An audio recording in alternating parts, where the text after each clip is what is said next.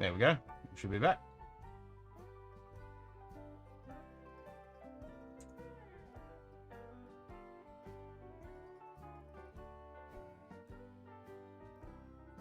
Everything should be good.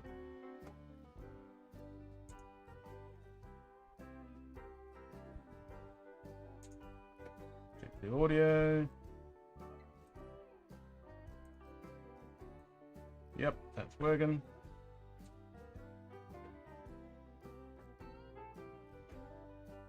I'll grab the chat.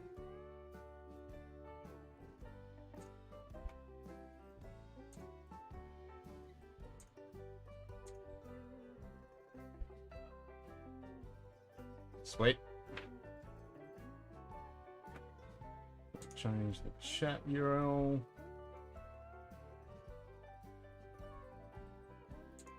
Custom doc. Paste. Wide. Done. There we go. Sorted. Now I can just sit back and drink whiskey and we can dribble on. Sounds like a plan. I will fill this up though.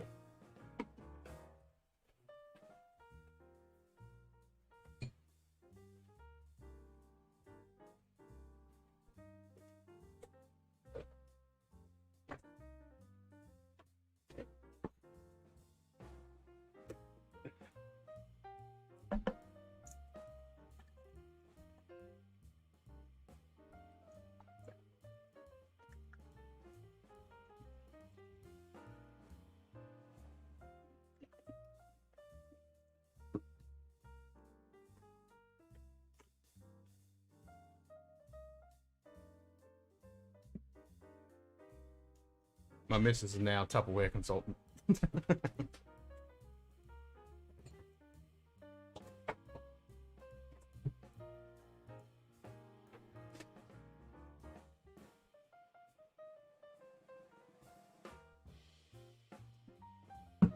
Got enough Tupperware to sink a battleship.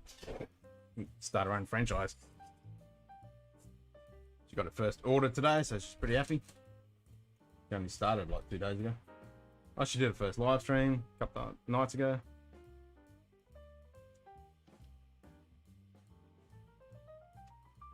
Okay, so that should have gone through on Discord.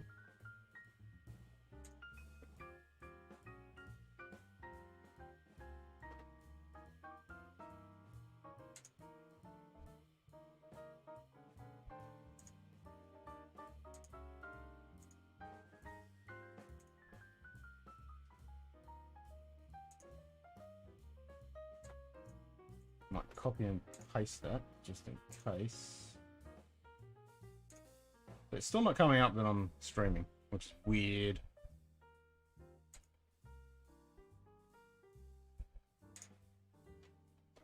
Nah, didn't come on up on Discord. Alright, I'll have to do it manually.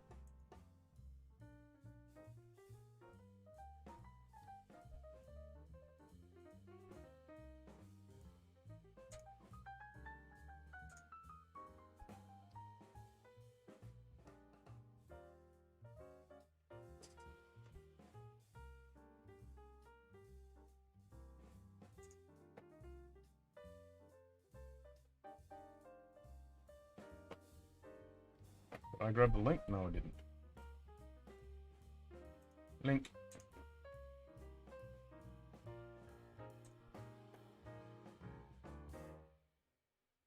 Where's my channel?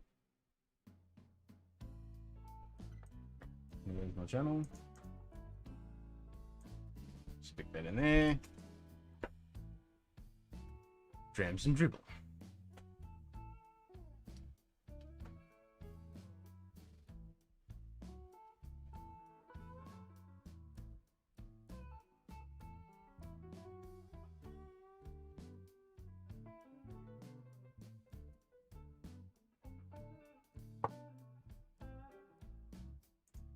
Alright, if I clear my status, then disable stream, close Discord. It worked last night when I started a new stream. came up. That's being buggy. Let's just try it now and see what it does. I'm in stream mode. And it's saying I'm streaming. There you go. Huzzah.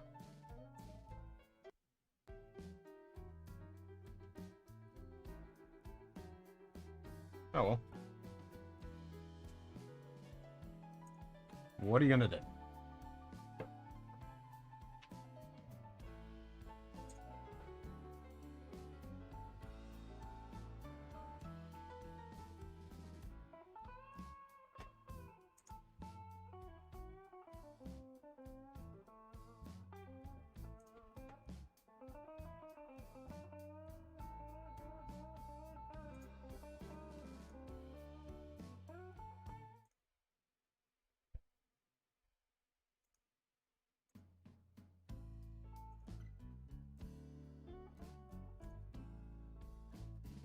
Cool.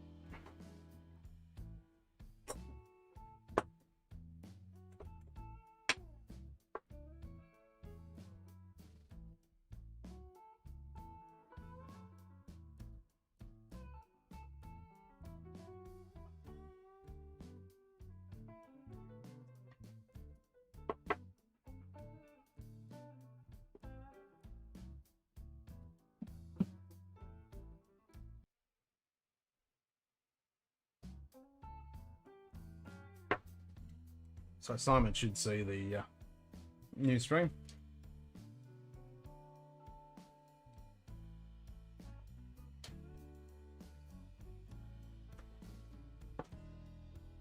Alrighty. What's next?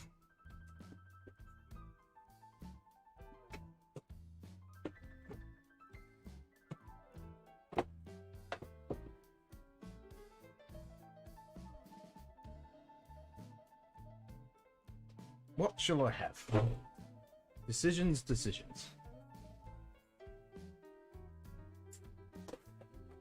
That was hard. That was real hard.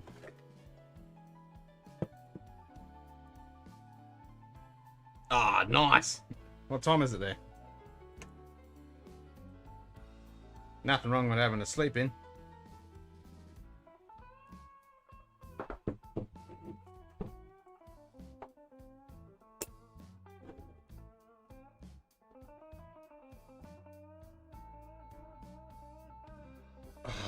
Spring bag. 10:15. Nice. Morning, evening, afternoon.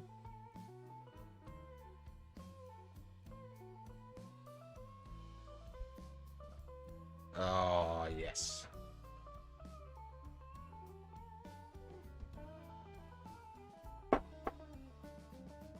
$9:15 in the morning. Yep.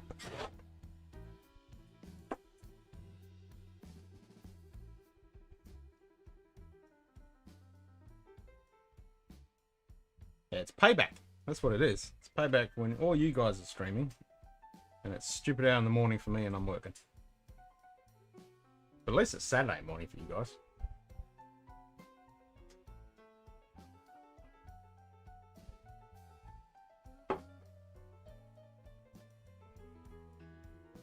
Scotch barrel aged coffee.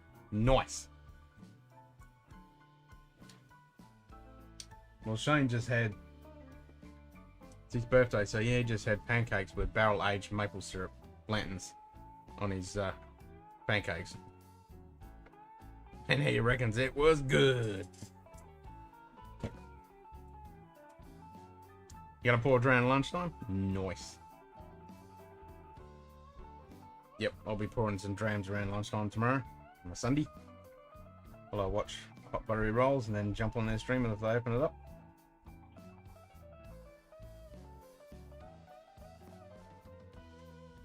I think someone else is going live about 3 o'clock in the morning my time.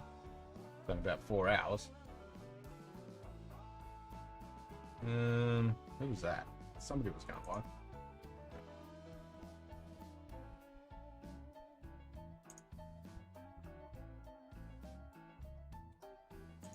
Who was it? Ah, Whiskey Crusaders.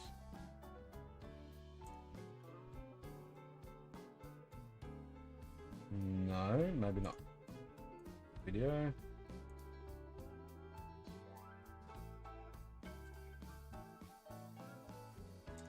Not that one. Somebody. Don't know. Can't see it now. If I only have one pour before my gig, when I get home, I'll have more. Yeah. Definitely. And you get the crack open at 112.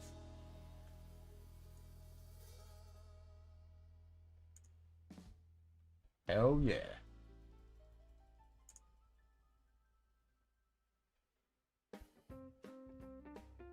Oh, it's Wolfburn Day. That's it. It was Whiskey Crusaders. Yeah, they're live in 3 hours. You posted a video as well, that's what threw me off.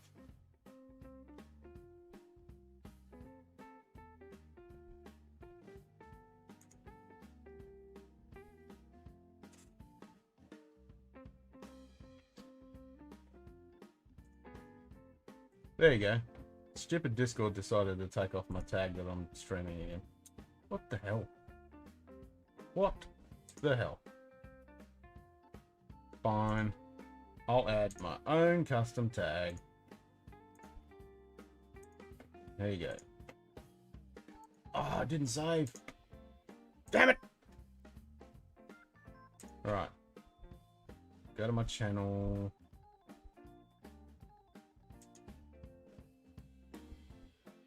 Stupid thing. Exactly. What the hell?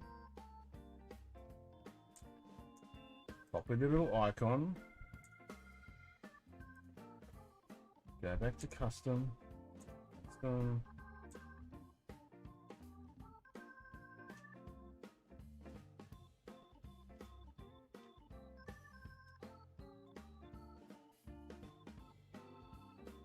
Streaming on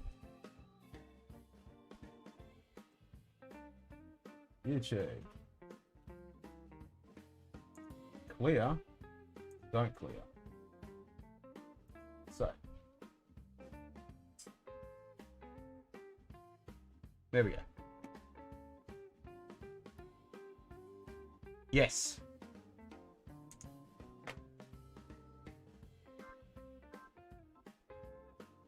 Yep. Don't even know what it's on.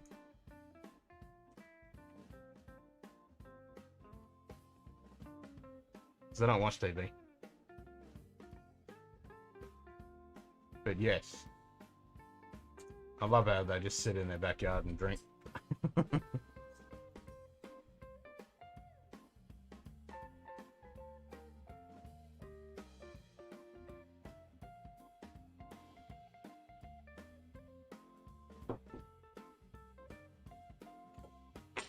Springbank.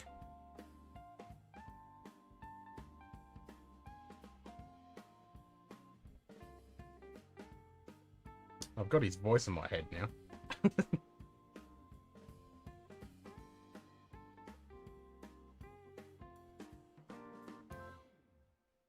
Yeah. I mean, I'll download stuff. I'll watch, I watch a lot of live stream stuff. I've got Netflix. I'll occasionally watch a series and stuff on Netflix, but no, I don't watch TV. I can't stand it. Can't do it.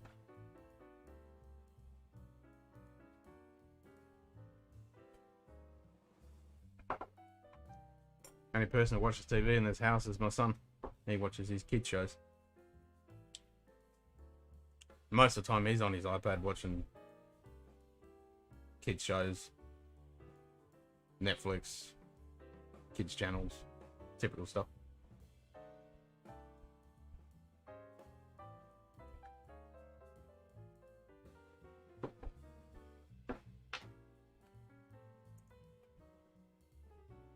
Yeah, if there's something good on TV, I'll download or watch it on demand stuff. Like all the TV channels got on demand shit these days. I just can't stand the ads. Can't stand it, and all the crap that's on with it. I don't know how people watch that garbage. Can't stand it. It's I feel my brain oozing out of my ears watching 5 minutes of TV.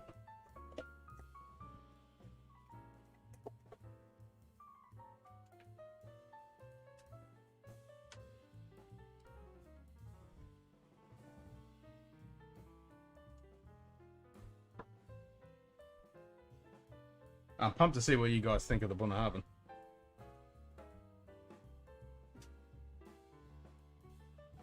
It'll be quite interesting. Either you'll love it or you'll hate it.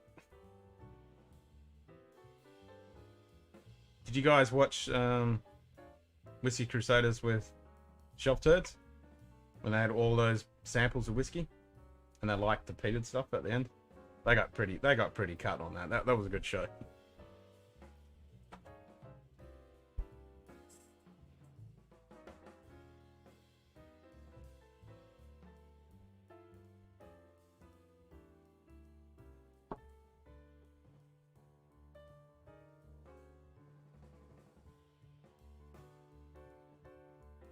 Getting a bit bloody windy out there.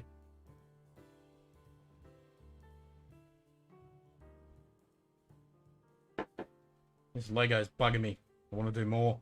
I'm not going to do it.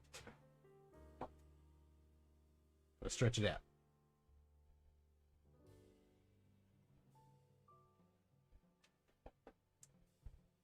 Then we'll have to do our Lego live stream showing off all the kits. It'll be Lego playtime.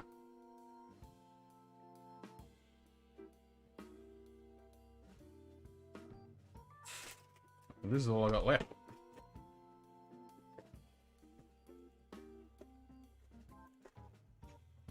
That's it.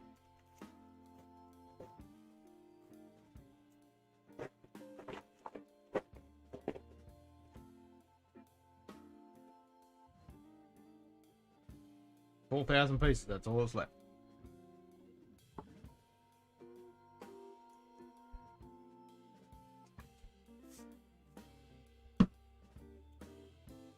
I actually have to take all this off the table because I'm filming tomorrow night. Find somewhere to put it.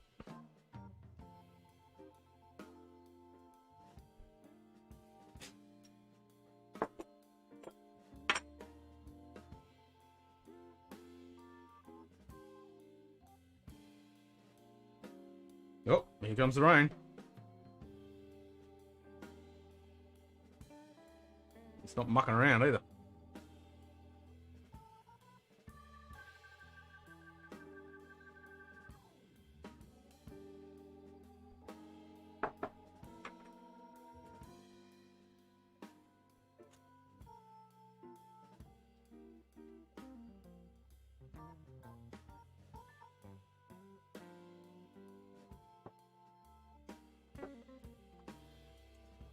Nice and windy.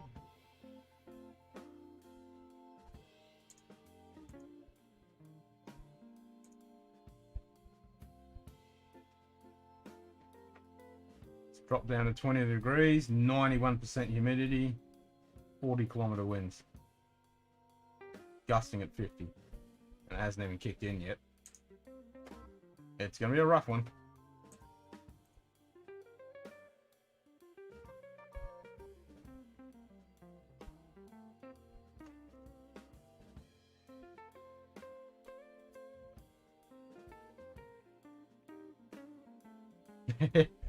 No worries, Cheech. You take it easy. You have a bloody good gig, and I'll catch you on the show. Cheers, mate.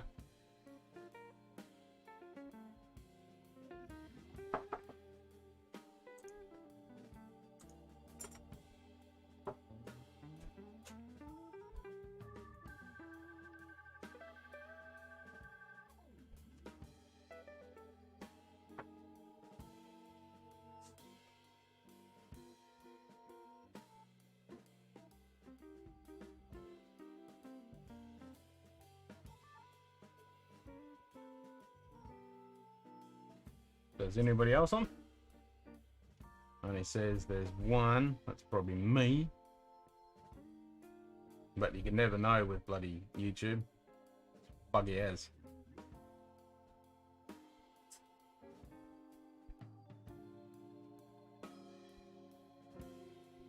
No, he's still there. Sweet. At 9 o'clock in the morning.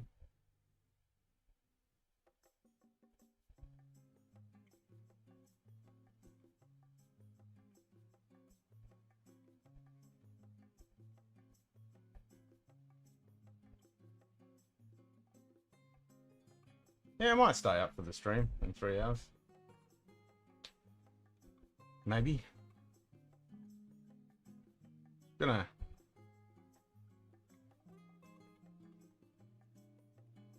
I mean, my missus has got to go to work, but I think that's going to get cancelled with this storm. I don't think she'll be going. Oh, breakfast cigar. Nice. I've run out. I've got to get some. Actually, my next cigar meeting is Friday. Actually, I need to double check that.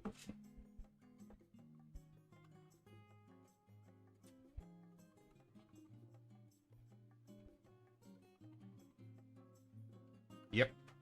Next Friday. Get me some good cigars.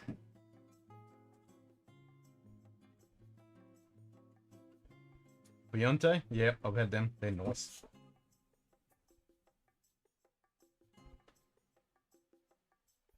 The last ones I had, actually I've had a few. The last sample pack I had.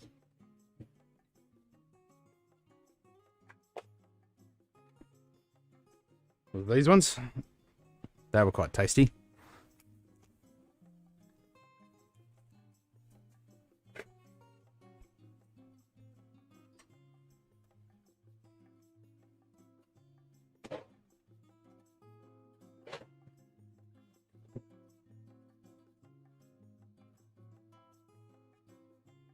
Lucky. Yeah. Our tobacco taxes are pretty rough. Standard stick is like $50, $40, $50.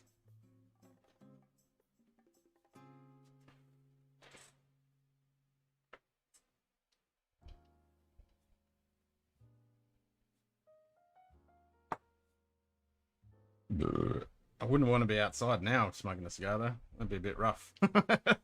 I think thing's gonna disappear sideways. It's a bit wet and wildy out there.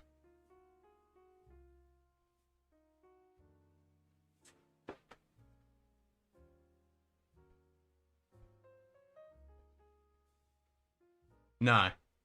No. Unfortunately not.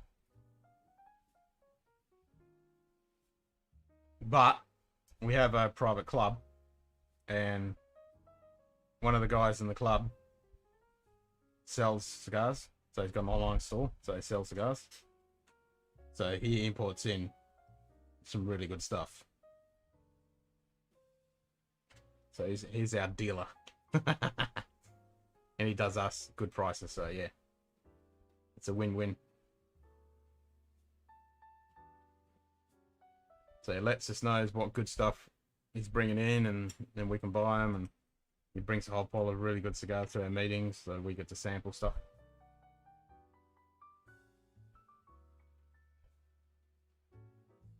So yes, but no.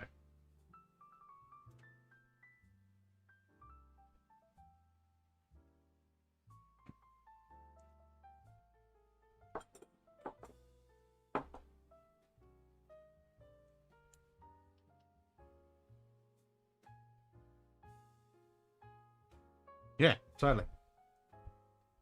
Like our last meeting, we got to try all these Butte cigars, so really good. It's the best way to do it. It's like whiskey, you know. You don't know what it's going to be like until you taste it. So it's really good to go to those meetings and try all the good stuff.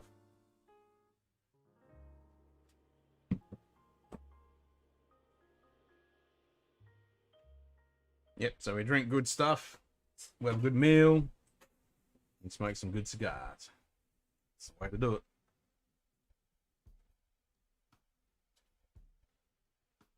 Yeah, I need to stock up. He's getting some humidors in, so as soon as I get a decent humidor, because I've only got like little travel sealed packs, with the humidors in it, but I want to get a proper humidor.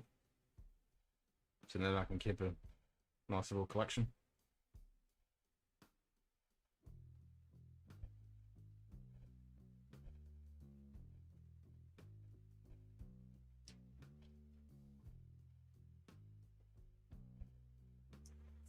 Yeah.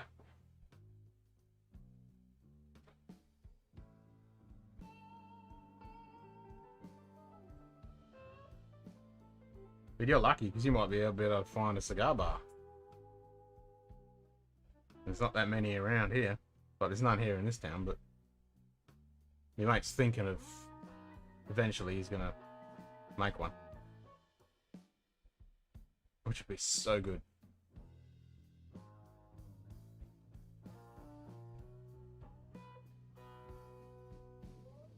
I'd love to have a bar like that around here. You know, like a gentleman's club. Bit of jazz, really nice lounges. Yeah, exactly. You guys got awesome stuff. Yeah, I'm so jealous. That's what I want. A really nice cigar lounge. You know, you got nice jazz. Got an awesome top shelf selection of whiskeys. Be amazing.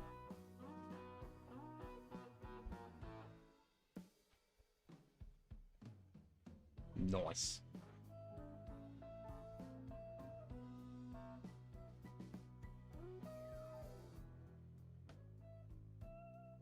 Freezing cold down there, eh? Actually, it wouldn't be too bad. No, down there would be alright.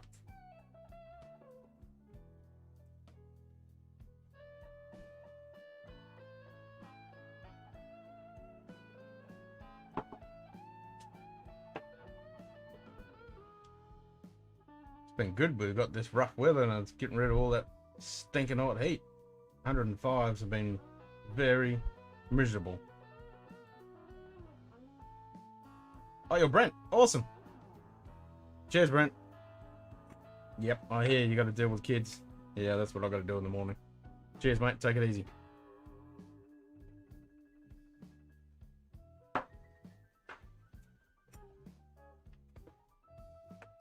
Nice.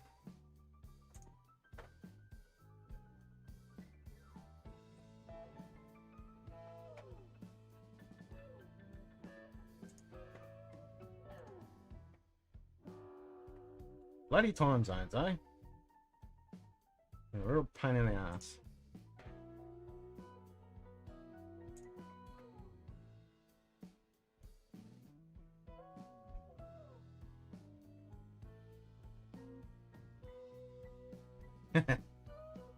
Life changing. Nope, we got nobody now. Not even myself. Not even watching my own stream. How does that work? Come on, YouTube, get your shit together.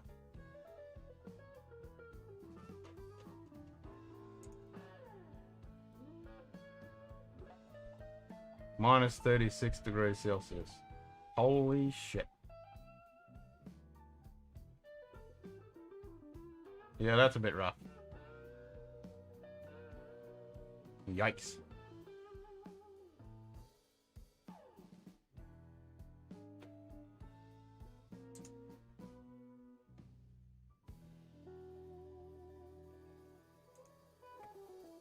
Yikes.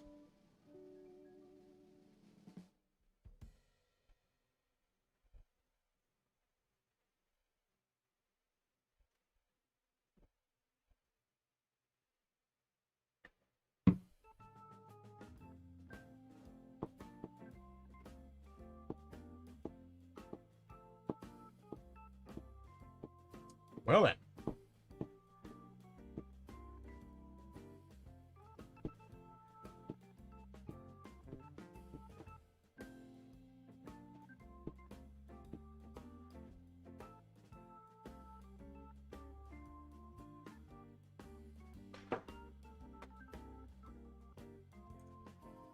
Do an audio check.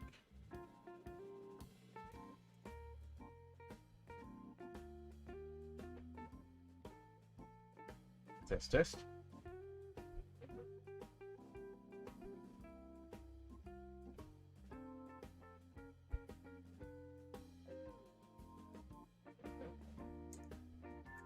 Sounds fine.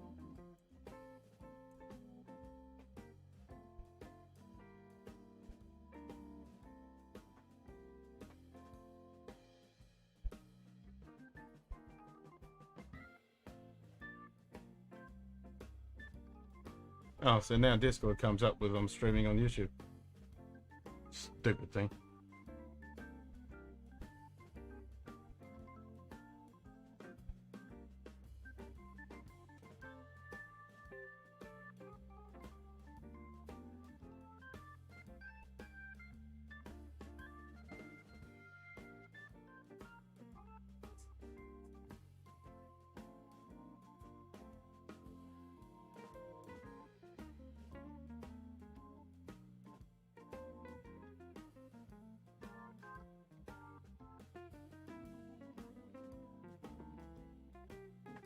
So if I clear my thing, copy it first, and then not close Discord this time.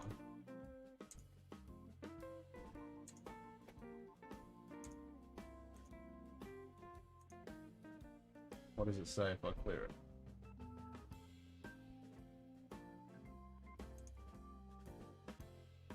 it? Didn't even clear it. Okay.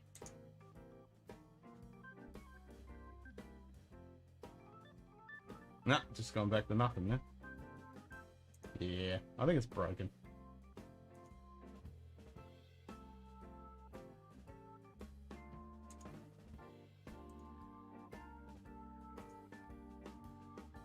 Definitely think it's broken.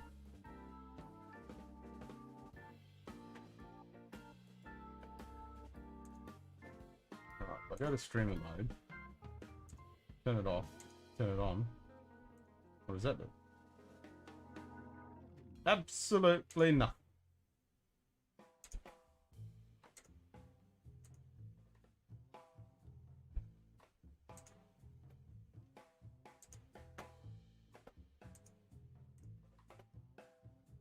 Nah, nada.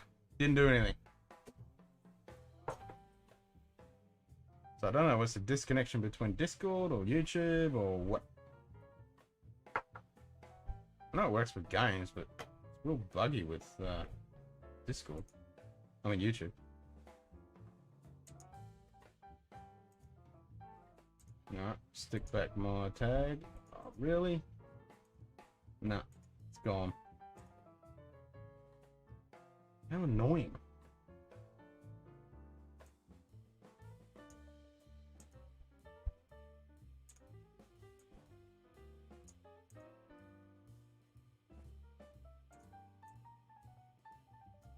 Oh, let's try this.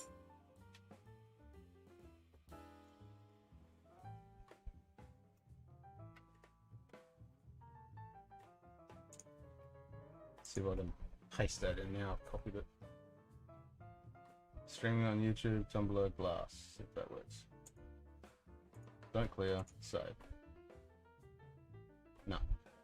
That did not work.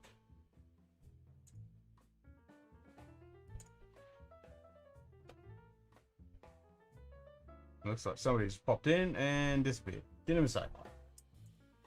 At least say hi. Yeah, that's boring if you say hi, because then I can talk to you. But saying there's nobody here, even though I'm watching my own stream. How does that work?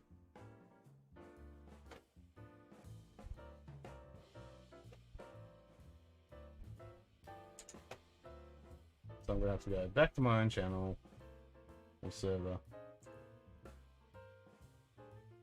Edit channel. Copy the icon. Jump out of that.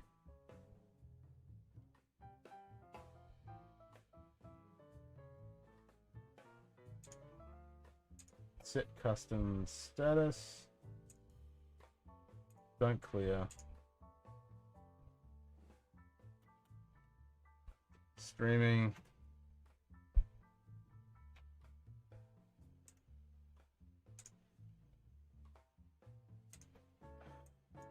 Helping people type it right.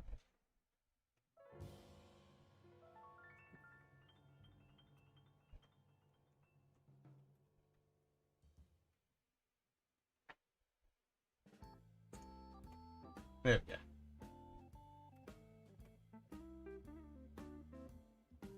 Done.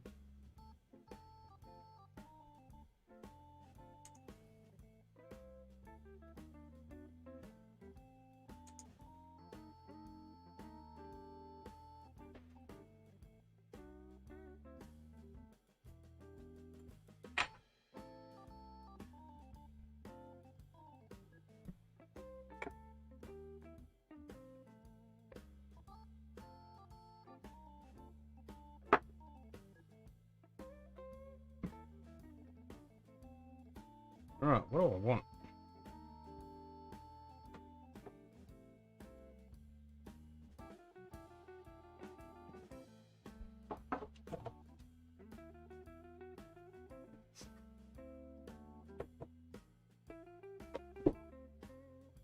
Actually, I might have some of this.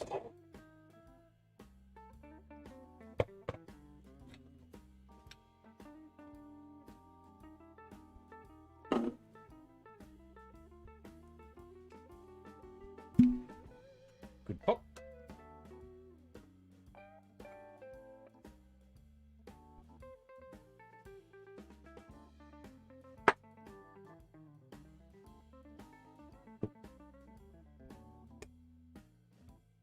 Decent pour.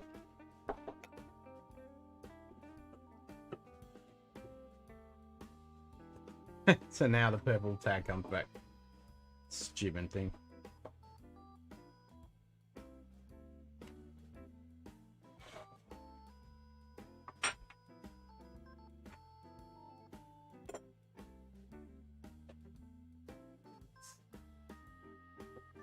Stupid thing.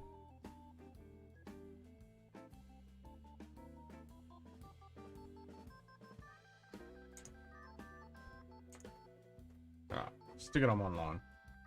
Because I am online.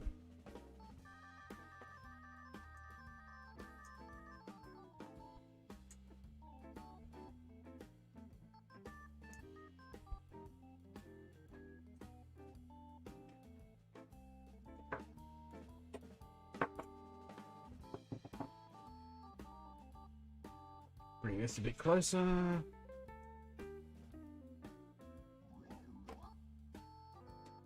I can type.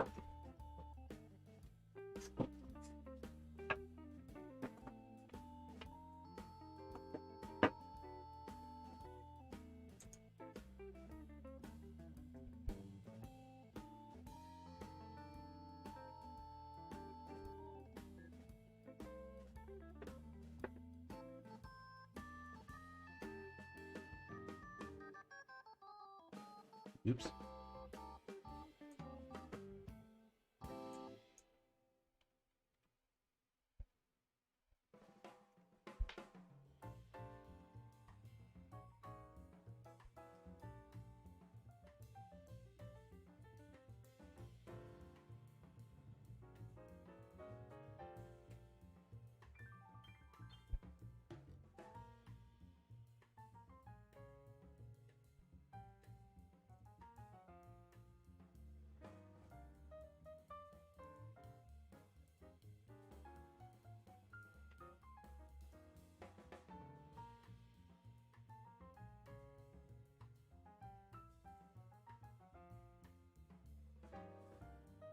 Nelson's Green Brewery. No idea. Never heard of it.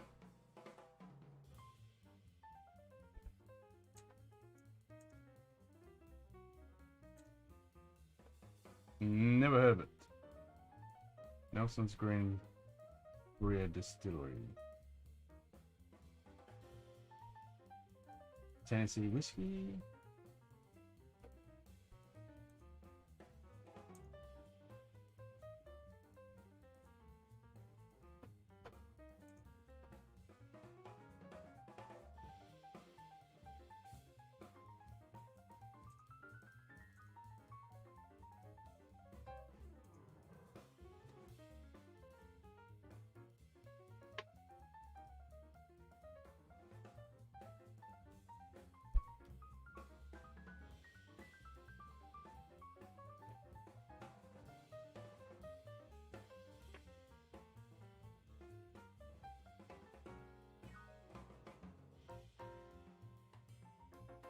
I've been on a steady product downgrade. No, it even.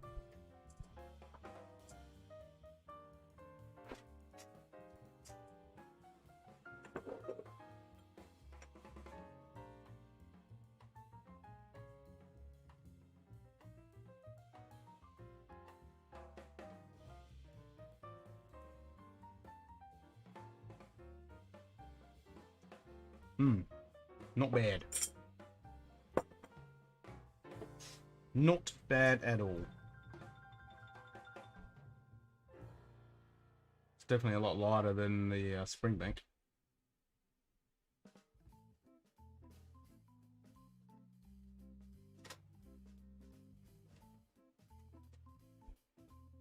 It's 48%.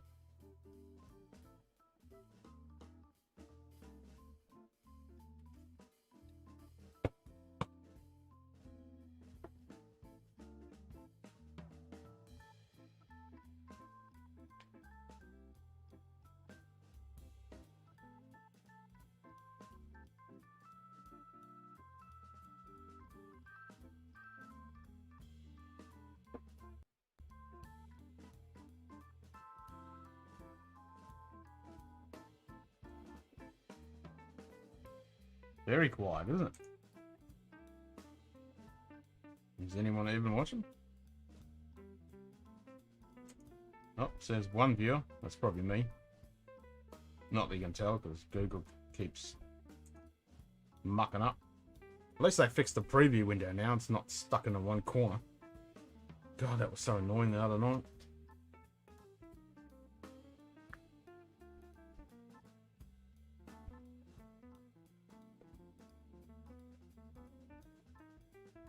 So I've got 3.5 hours to wait.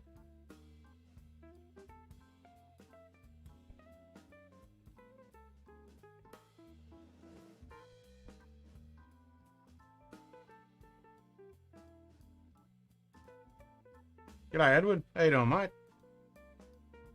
What's happening? So I just finished doing the bag 4 for the Lego. And then I thought I'd kill that one and just do a Drams and Dribble. Since it's 11:30 at night and on board. So, it's almost midnight now, actually.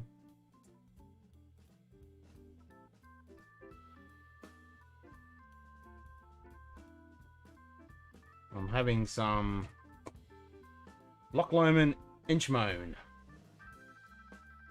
This is one of the first bottles I got from the Whisky Club.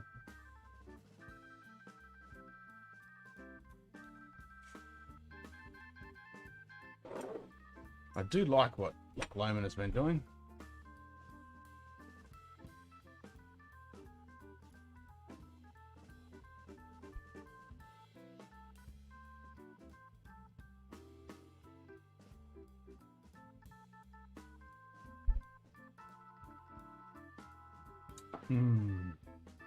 Trying that laptop? Nah worries. Kick the old gerbil in the guts.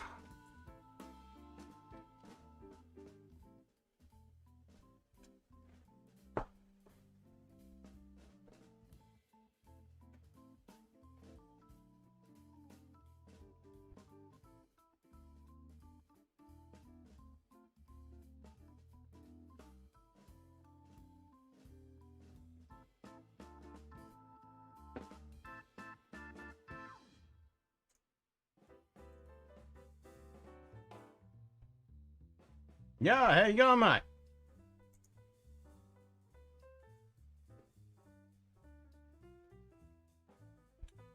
What time is it in your neck of the woods? Trying to think what time it is over there. I have no idea, to be honest. You're tired? Too much traffic? That's no fun.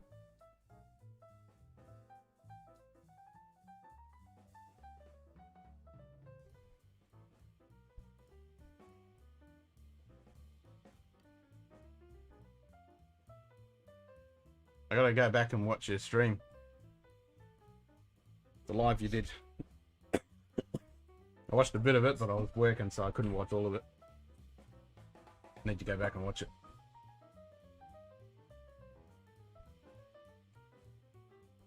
it. Allow us to game while driving without running people over. Yeah, that would be good.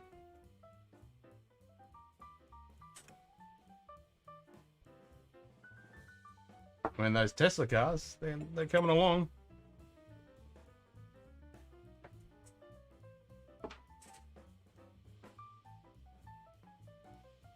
Maybe we just get someone else to drive for us.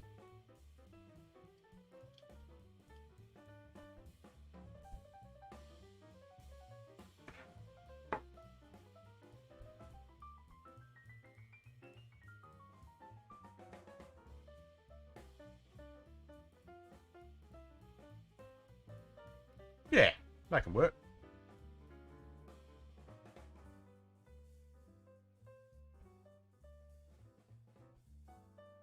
And the technology's there. It's coming. We'll eventually have autonomous vehicles. I mean, they got autonomous everything else. Autonomous airplanes, ships, trucks.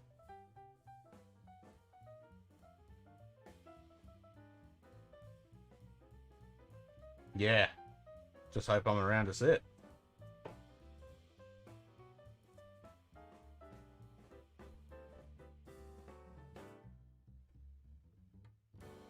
Would certainly be interesting. Need to freeze my ass so I can come back in a couple 100 years to see what happens to Earth.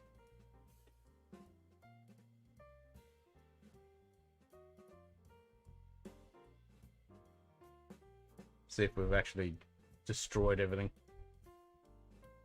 And what cool technology we're gonna have. And if it's shit, just freeze me again. Bring me back.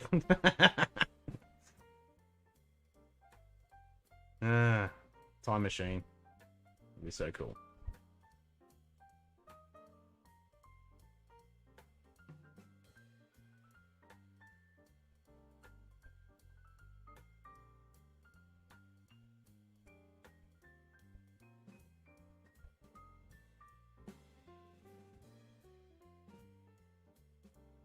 Classic laddie with the same baby vomit as the blood knot. Oh, really?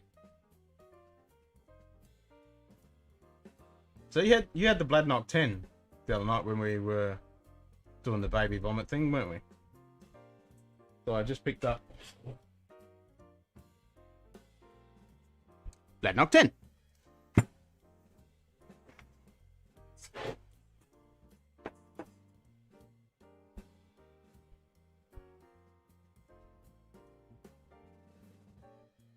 Yep, so I just picked up one.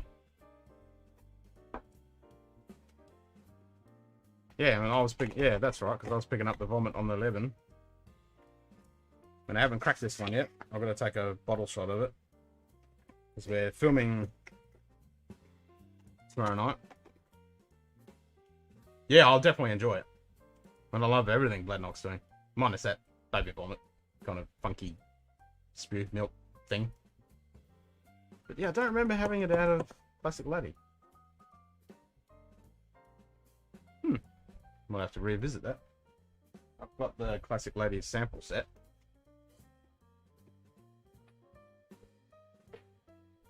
And I definitely don't get the baby spear that I remember from the other ones. Actually, I'm going to crack my new make. Let's see if it's... Because you do get that kind of characteristic, which is that real yeasty mash smell, beer mash smell that you get on a new make. And you could interpret that as like baby skin.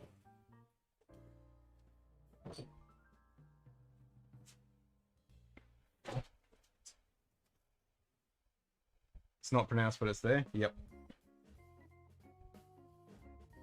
Oh, shit. Oh, God. I definitely put that on tight. I'm going to have that twice.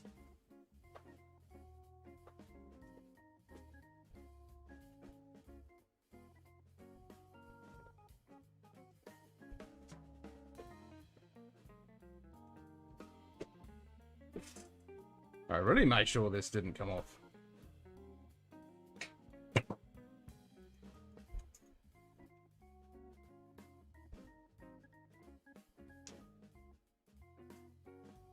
I mean, you could interpret. Yeah, I don't know.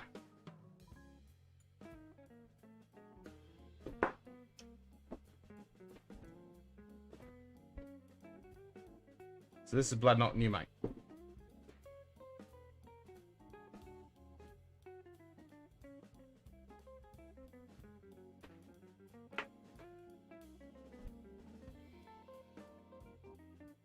No, I'm not really getting that baby smell. I mean, I'm definitely getting the yeast.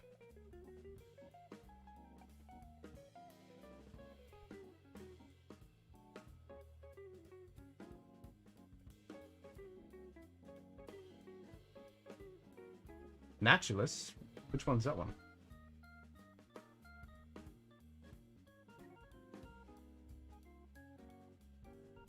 Naturalist tank.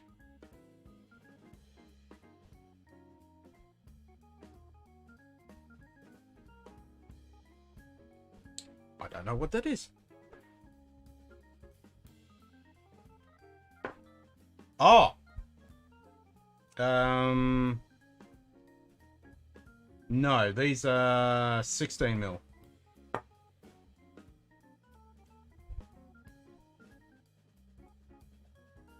Now I'm with you. Yeah, so the natural, this is the, what is it? It's the Spy Naturalist. It's the original one. I think it's the 16 mil. This one, that's a smock. Oh no, that's a Pyrex MBC V2, which you can't get anymore. It's a smock one. But this one's 15 mil as well. I think it's 15, and I think this is 16.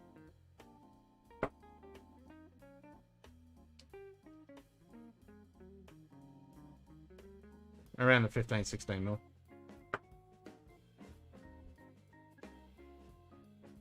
This one might be. I've got some writing on there.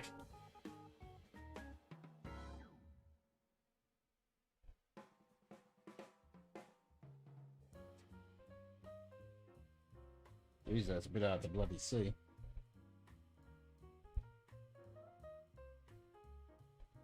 Three. Oh, maybe it is 5 mil. Nah, it's gonna be more than that. Oh, maybe it is. Jeez, I can't bloody remember, to be honest.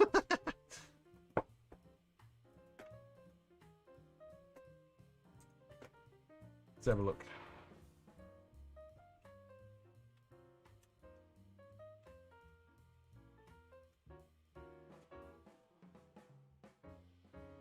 Spy net. What's that? Oh, it's 5 mil. Yeah, you're right. Sorry. What the hell was I thinking 15?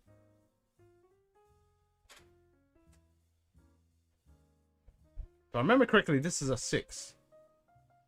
Because that's what I was trying to get. And I thought, okay, a 5 I can handle. Yeah, I think this is a 6 mil. But you can't get these bloody things. But I did manage to source a bunch of them.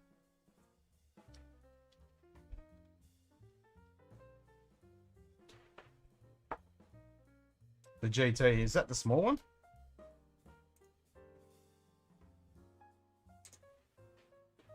I love this tank. This tank is...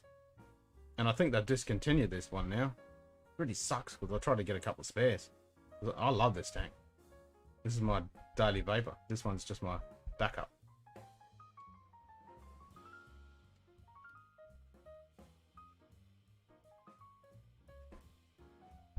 Yeah, this is a good tank. Can't believe I had to use that to open this. But I made sure it was wrenched on there. And it didn't split.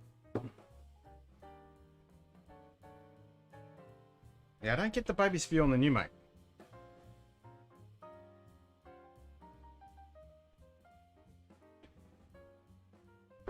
Now, when it's empty, I'll just fill it up again.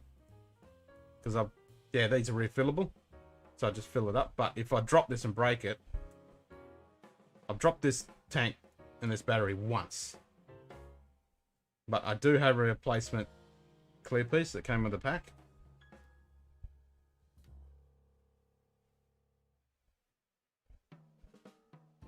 No, it's a It says more. It's 5 mil. Because it's got, on the side here, it says 2, 3, and then 5. Really hard to read. It's kind of worn off.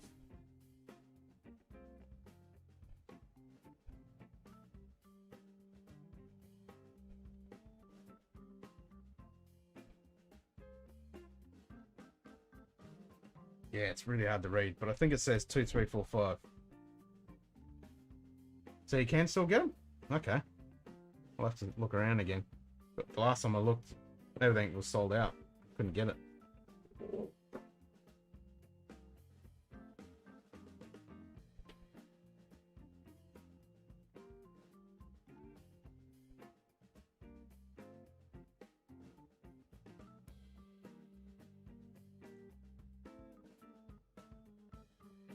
Okay, maybe a powerful suggestion. But for a split second there, I thought I got a little bit of a baby smell. Taste. Baby spew. Taste.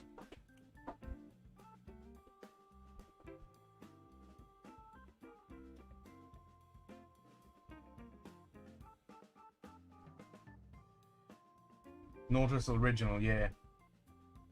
Vape King has it around for 31. Oh, okay. Oh, awesome. Yeah, because that's where I think I got it from. Oh, sweet.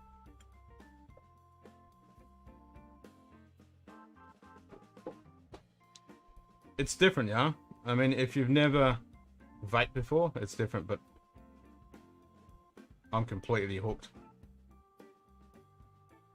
I love vaping.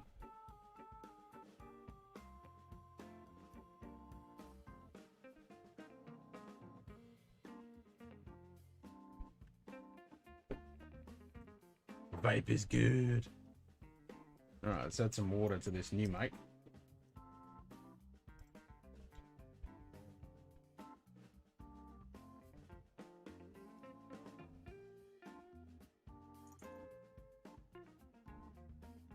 Yeah.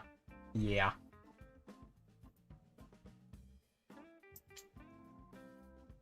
I hear ya. No, I'd definitely go back. I mean, I smoke an occasional cigar, but yeah. I've never been tempted to go back to cigarettes. Screw that.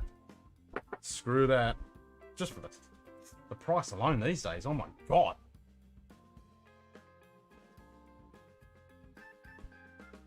Oh, really? Ouch. Yeah, that's no good. Well, that's the same thing. You don't get any... I mean, I might grow a third head, but I still reckon this is a hell of a lot better than cigarettes. Even if it is damaging me somehow, I don't care. Yeah, they do. They stink. Totally. Yep. Nah, this stuff's great.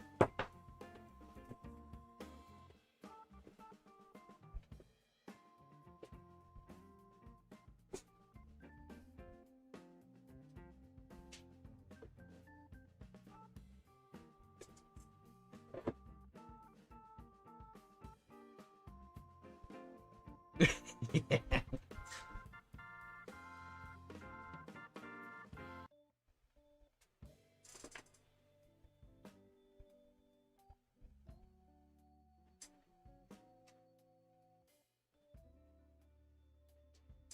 Hey, what's with all this? Ah, god damn it!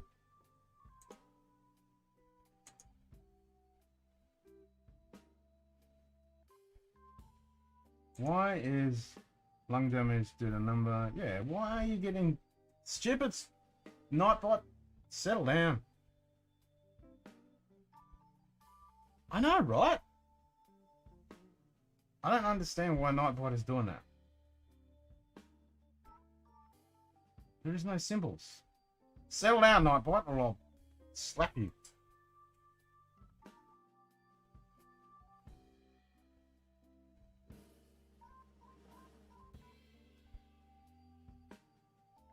I don't understand.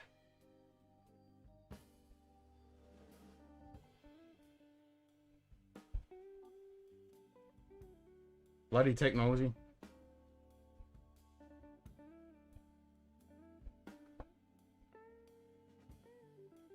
Nah, no baby spew on that.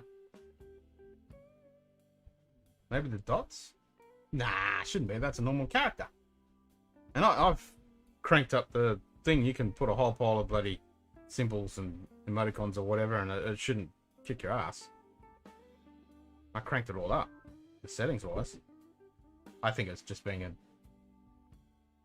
I think Nightbot's just been a shit.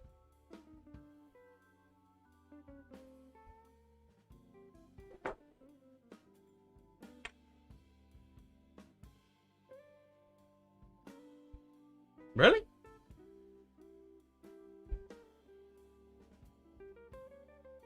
Nah, Nightbot's just been a pain. It doesn't like anybody. It doesn't even like me. Nightbot doesn't like anybody. So you didn't like Talisker 10? Hmm.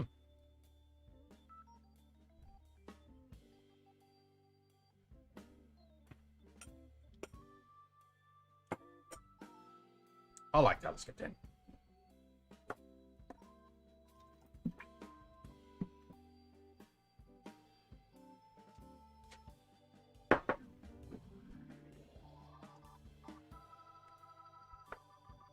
And I know that the Winter Storm one isn't... Talisker Storm isn't the best one. I haven't even opened that bottle yet.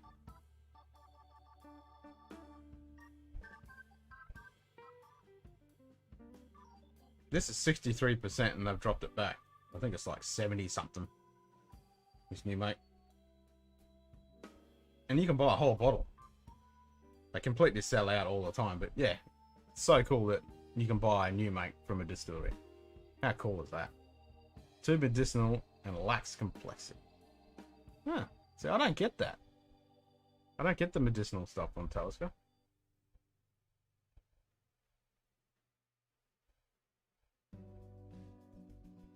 I don't mind it.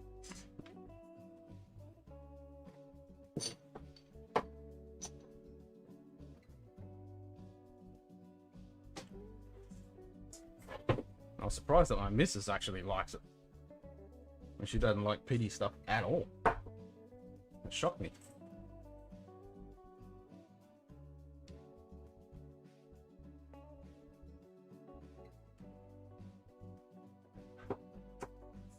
Yeah, that's what I mean, the band-aids. Yeah, I don't get the band-aids on Talisker. I usually only get the iodine kind of thing on Freud, really.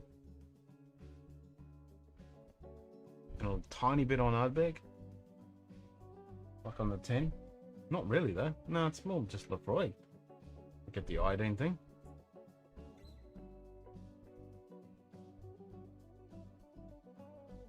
Interesting.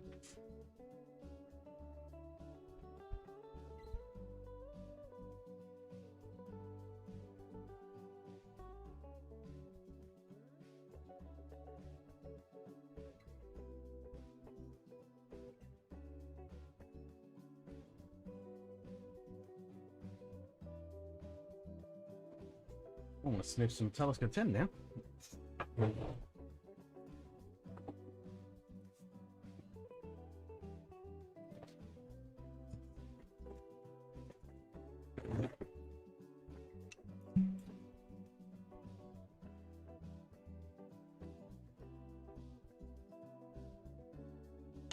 mean, I suppose you could pick that up as iodine.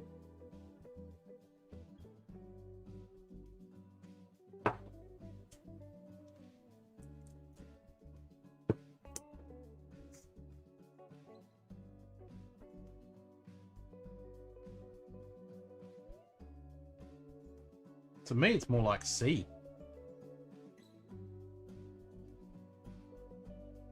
No, it's not about the day of the drunk. That's for sure. It's about exploring awesome whiskey. Definitely not about getting drunk. No fun getting drunk, and I'm too old to get drunk. I don't like hangovers the next day. I'm way too old to... Not like the good old days we used to be able to have a hangover for a couple of hours in the morning and you'd be fine. No way. I don't do that.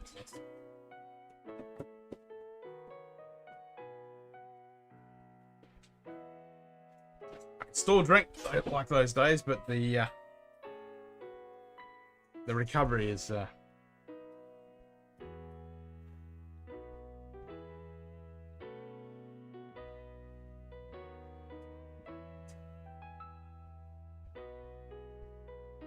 yeah, this is like sea fresh. I'm gonna get that little bit of the ABV, but no, I don't get the iodine.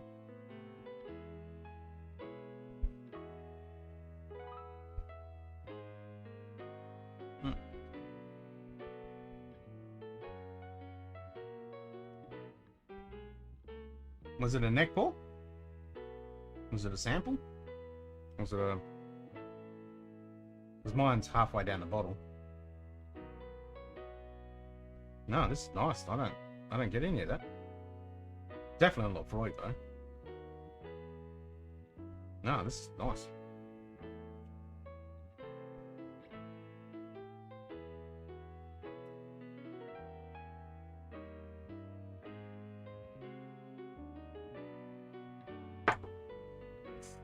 Like, even when I do those 9-hour streams, I'm usually pretty good the next day. Like that last one, I was a bit tired, but nah, I wasn't hungover. A couple strains before that, I think I'd have drunken a little too much because my stomach was letting me know, yeah, I think you drank too much, even though I was smashed down the water.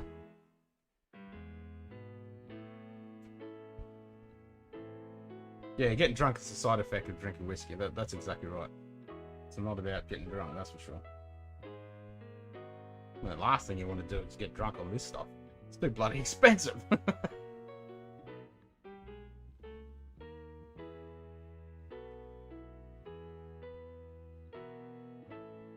Oh.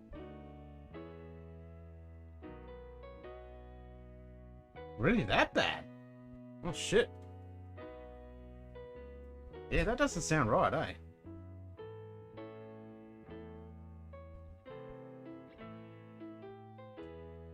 Because I'm really not getting the iodine band-aidy.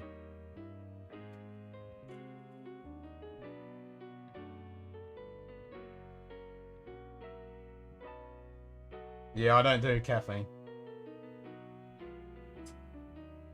I don't do caffeine. I don't even like the smell of coffee. Definitely don't like the taste. I've never liked it. I don't do tea, I don't do Coca-Cola, I don't do any of those energy drinks. I tried a couple of those energy drinks once and I didn't like the feeling. Nah, not for me. I could literally feel my heart pumping from energy drink. Nah, not a fan of that. But it's funny, some people need their heart starter and some people need their brain starter. I just need my brain starter. Yeah, I'm not a fan. I don't do any of that sweet drink soda stuff. Not a fan. Water, like this is rainwater. Best stuff ever. And juice. I don't mind a bit of juice every now and then, but I don't have that very often. The main thing I drink is, yeah, water and whiskey. Oh, and beer. Oh, and rum. And wine. Alcohol in general. The good alcohol.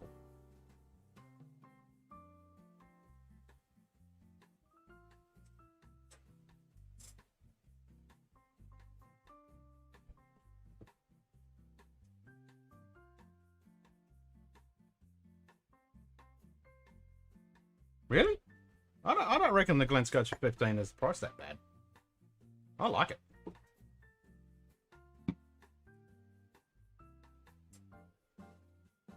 It is a good dram though.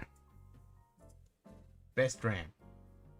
Glen Scotch 15. Well, I'm gonna have to join you on that. I've got this dram here. After this, I'm gonna have Glen Scotch 15. I had some Springbank 15 a bit earlier. No, I didn't get any band-aids. No iodine. And that Talisker. That's interesting.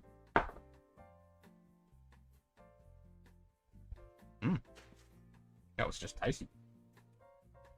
But it is half a bottle. I don't know. But all the Taliskers I've had, I don't recall strong Band-Aid iodine kick. Yeah, it is weird.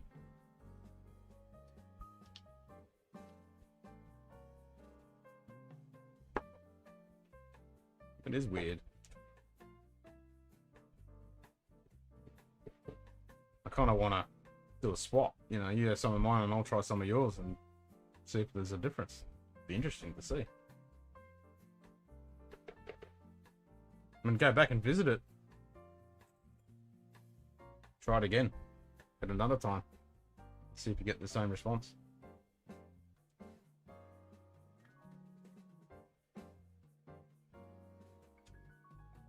I mean, the only real one is that I can think of that's quite prominent is Lefroy. I mean, there are a couple that are real subtle, but yeah, not Talisker. That's usually pretty good. I'm keen to open that Storm now to see if that's got in it. Yeah, I mean, everybody's different. Everybody is different. Wheels, welcome back, mate. I saw in Discord that you were asking about that, because you're having a tasting later. I've never even heard of that. Nelson's Green Briar. Briar.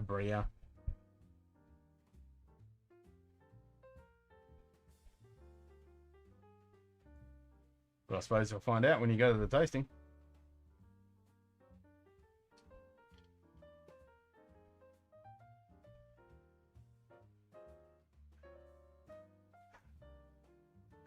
Yep, we're all very different. So what we get out of a dram is, that's what's so fun about this. We all get different things. We all got different experiences. We all got different palates, different likes, dislikes.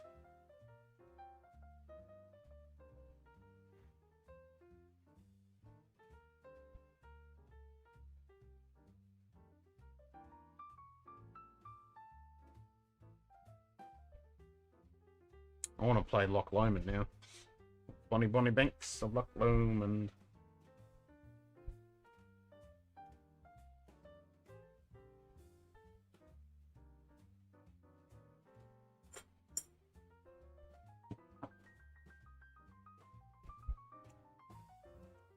This is good, but I wouldn't say it's my best Loch Lomond. I prefer the 18. This is good though.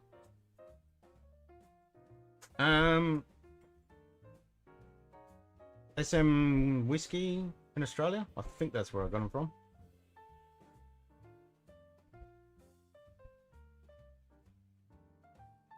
Oh, really? Nice.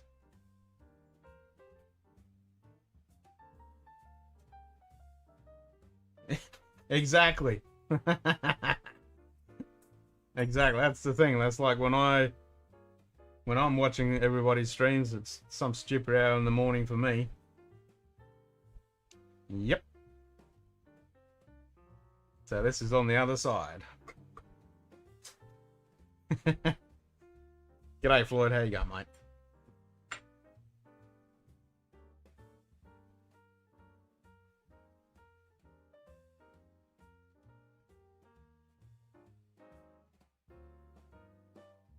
$3 a.m. Nice. Smooth Ambler.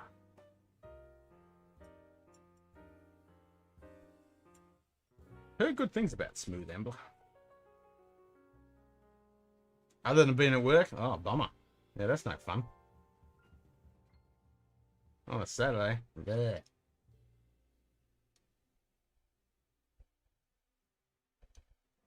Well, my Saturday is done. I'm now on Sunday. It is almost 12:30 on a Sunday for me.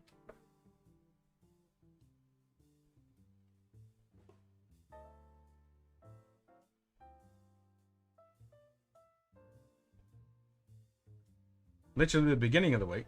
Well, it's always the end of the week for us. Monday is the beginning of the week.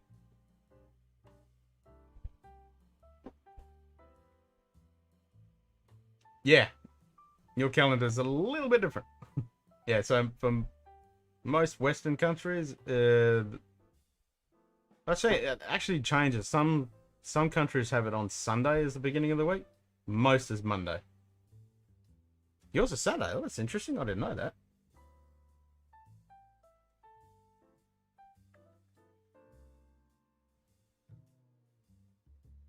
Oh, really?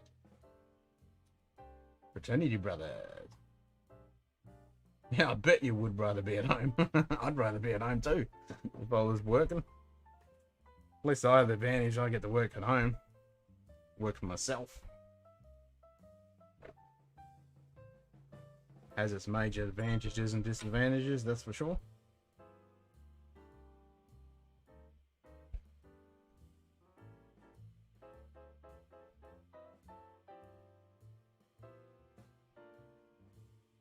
It's shizzle.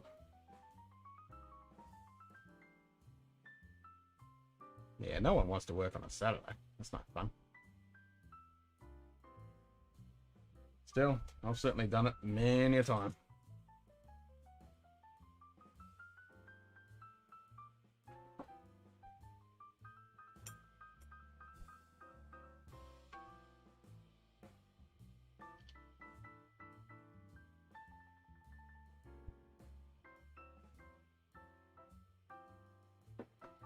So it's Whiskey Crusaders. When are they? Is it Whiskey Crusaders? Hold on, where's my Discord? Now I've forgotten who's streaming. Yeah, it is Whiskey Crusaders because they're going to do the Wolfburn Day. I've been wanting to get some Wolfburn.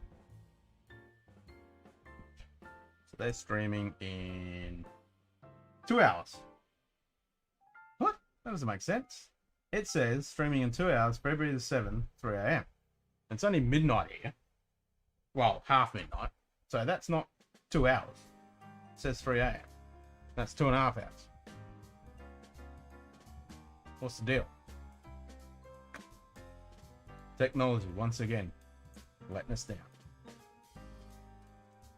I know the YouTube notification time thing's a bit skew-if, like everything with YouTube.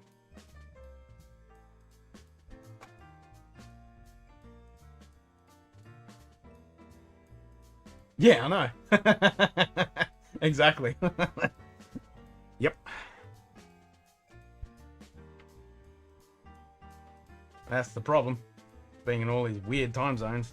God, it's so annoying. Yeah, so it's 3 a.m. for you, and it's going to be 3 a.m. for me soon.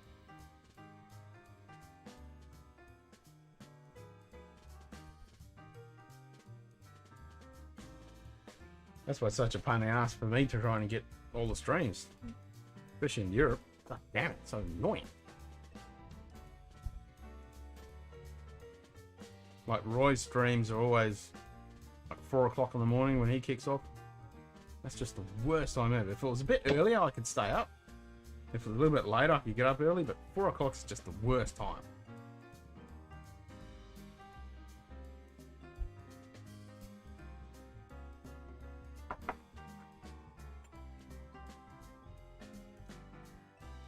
Yeah, it is. It's just like right in between. Like anything from 2 o'clock to 3 is good. I can stay up to that, but anything from 4, 5, yeah, that gets a bit bleh.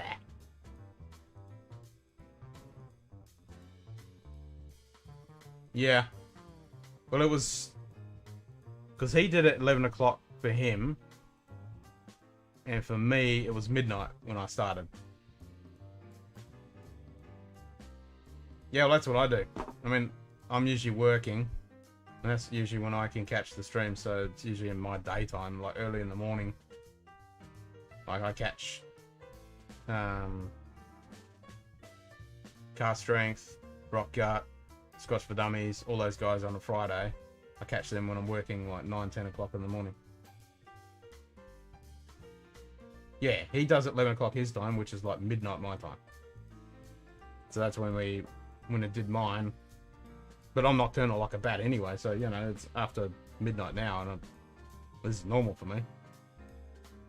I operate on, you know, 4 hours of sleep, I'm fine.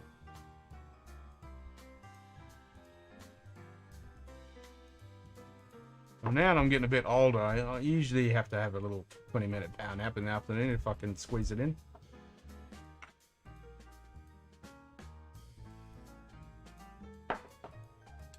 Joys of getting old.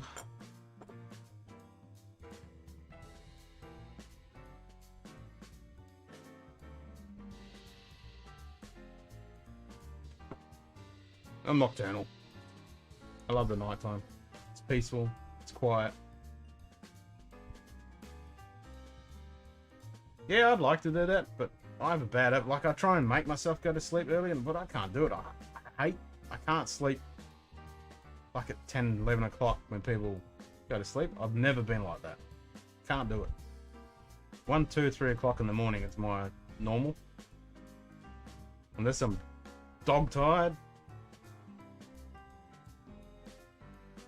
And then, yeah, depending on what I have on the next day and whether the kid wakes me up and all that jazz, and I have to get up and take him to school and all that stuff.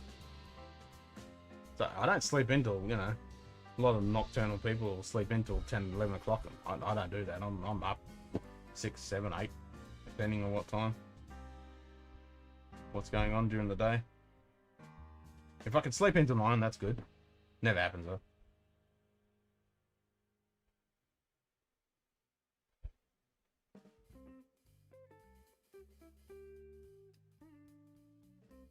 Yeah, if you want to not have any sleep, just have a child. Have I had anything from Edgador? No. Not that I recall. Edgador. I hear really good things, and I really want some, but no, I don't think I've had anything from Edgador. It's on the list. It's definitely on the list. Yeah, I don't even think I had some in that big sample set. I don't recall Edgador on there. Nah, there was no Edgador. I would have remembered. No, it's on one of my lists to try. I've heard good things. Yeah, it's on my short list. I've heard really good things.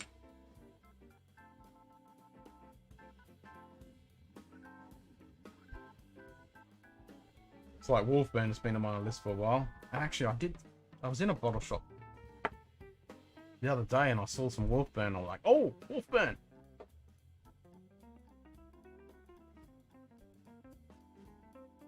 Welcome back, Simon. I thought you might catch this one. Yeah, I killed the Lego stream and I thought I'd just do a Drams and Dribble. Oh! Edgador peated. Now you're talking. What was the 10 like, Simon? What did you think of it?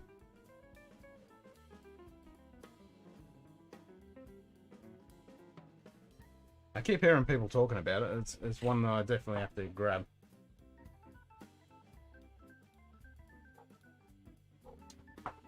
There's just so many Drams. And so limited amount of money. Ah, the Blechin, that's it. Yep. Or Balakan. Blechin. However you want to pronounce it. Yeah. That's the one. That's the peated one. Yes. I've heard people talking about that.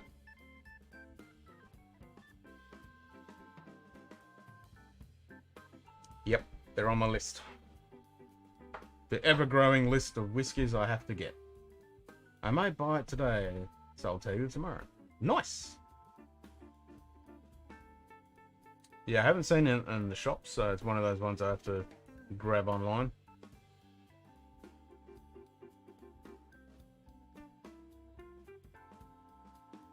So tomorrow your time will be still the Sunday my time. Pretty good for 40%. Nice. Yeah, that's what I've heard. I've heard it's pretty good.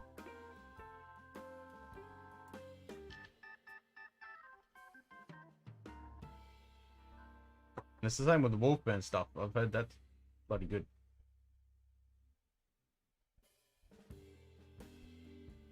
So there we go. I might have to go to the bottle shop tomorrow and grab a bottle of Wolfburn and grab that bottle of Eagle Rare that's sitting on the shelf there. That's one bottle of Eagle Rare sitting there. I need to grab that.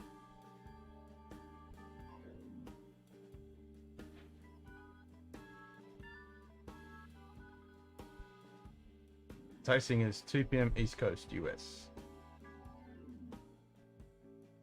So that's 2 o'clock and so that's what? 2 hours for you? In 2 hours time?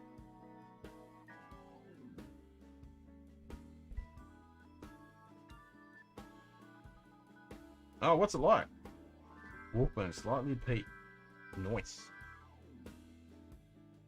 Yeah, I can't remember what one was in the shelf. Ah, cool. So, yep, it's the 12-hour flip. Yeah, because that's how I work it out. On the East Coast, it's exactly 12 hours for me. So you guys are 12 hours behind me. Or I'm 12 hours in front. And then on the West Coast, it's... Well, Central's 11, and then 10 on the West. I think that's how... I think that's what it is. It's usually how I work it out. Young, but lots of the potential. That's what I think with Glenglasser.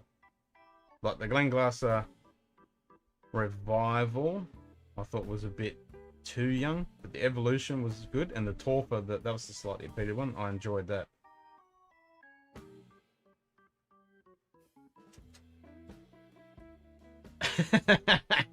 Six months with Eagle Rare. I mean, I've had Eagle Rare. I like it.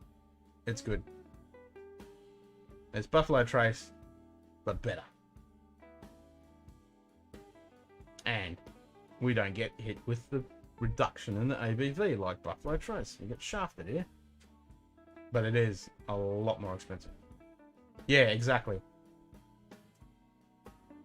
And I was thinking that with all of the Glenglassers, that I was like, yeah, this is a really good spirit, and it is really nice and got great potential, but it's a bit young and too spirit forward. But I could see a massive amount of potential in those samples that I had. I was like, yeah, I'm really, that's definitely on my list with a big highlighted mark too. You know, when they've got a bit of year age on them in the casks, I think that's going to be that's a sleeping giant there. I think that's going to really take off. Yep.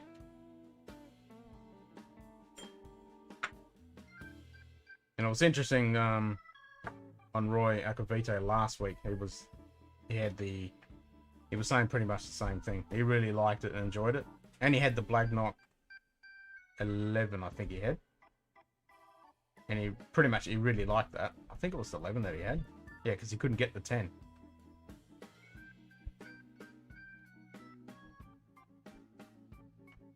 And he really enjoyed it. Because he didn't have the Revival. He had the Glenglasser Evolution. And then he had the Black Knock.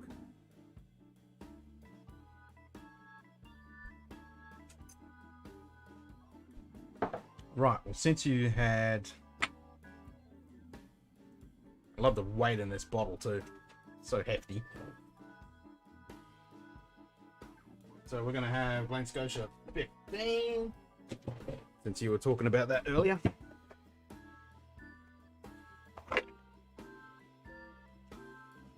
I love this stuff. It's kind of a mixed bag. A lot of people don't actually like the 15. With the Springbank and the Glen Scotia. I reckon it's good though. Yeah, I know. I was waiting for that. Yeah. I thought exactly the same thing. I was waiting for him to try and see if he would come up with that. I was there. I was like, is it? But he didn't. He was saying there was something. Have you tried the Peter 10 VSN? What's the VSN?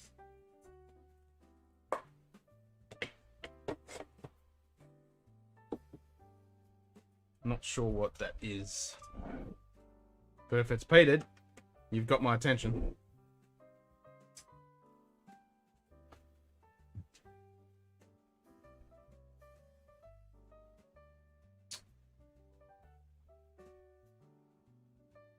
The 10 VSN version of which?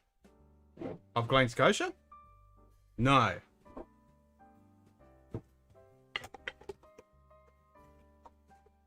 No, I haven't. I want to. If anything's peated, I want to try it. No, I haven't. No, I've seen it, but I haven't had it.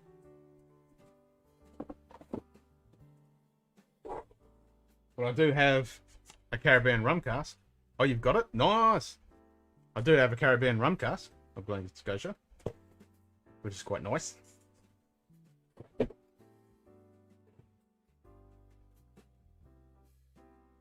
Oh. Yeah, this stuff is good.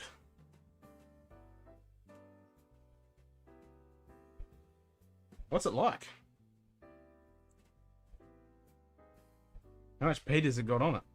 Oh man, I just got a massive burst of fresh. Oh, that's like super light floral oranges and oh, that's delicious. It tastes like rubber and tar. Oh, I really want to try it then. Actually, I remember you saying something in Discord or something. You were saying exactly that. It might have been one of the live streams. You were talking about it. Yeah, I remember you talking about that. Yep. So that makes me really want to try it, eh? Oh, God, that smells so good. That's like super light, fresh citrus and... Oh, so juicy.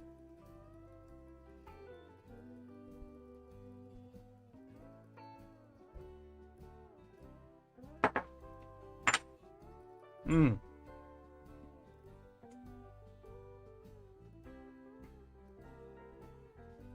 Oh yeah.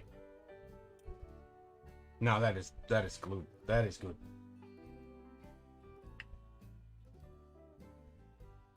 You still get that burst of lovely fresh juice. It's kind of mouth watering. And then as soon as you swallow it, you get that lovely funk. That Campbelltown funk. It's funky? Yep.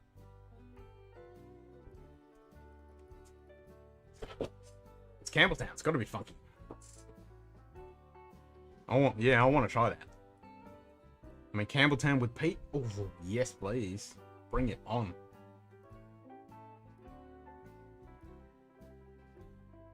Yeah, that's it. Yeah, that slight little peat. Just kicking in with that Campbelltown funk. Lovely palate. Keeps going. Mmm. Yeah, it's good stuff. Big fan of Campbelltown. Big fan.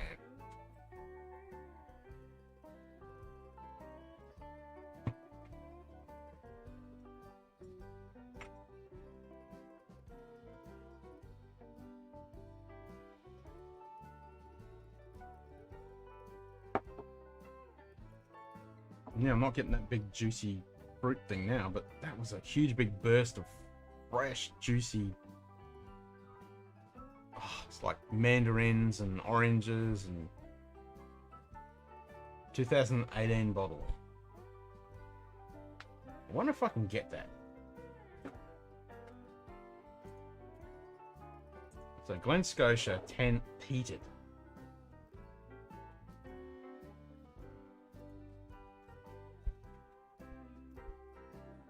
I want that. Whiskey company, no. Whiskey base. Nix has got it, but then I got to import it in. Pain in the ass. Right, how much is it on Nix?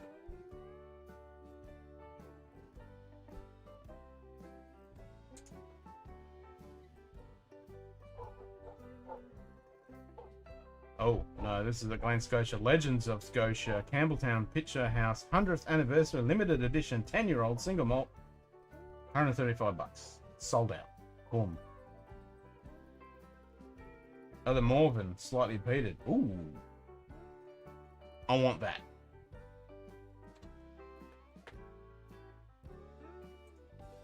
I mean, if it's peated, I want to try it.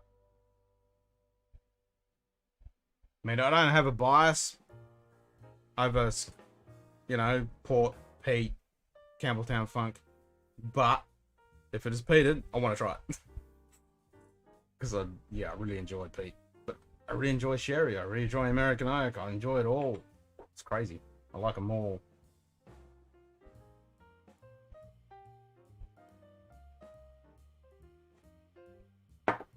Yeah, this is a good dram.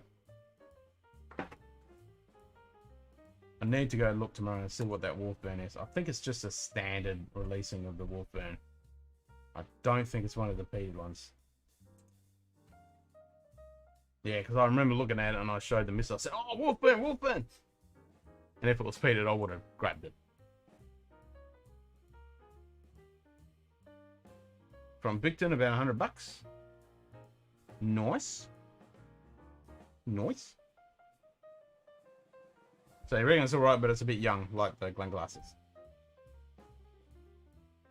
That's the thing, Wolfburn hasn't been around for that long.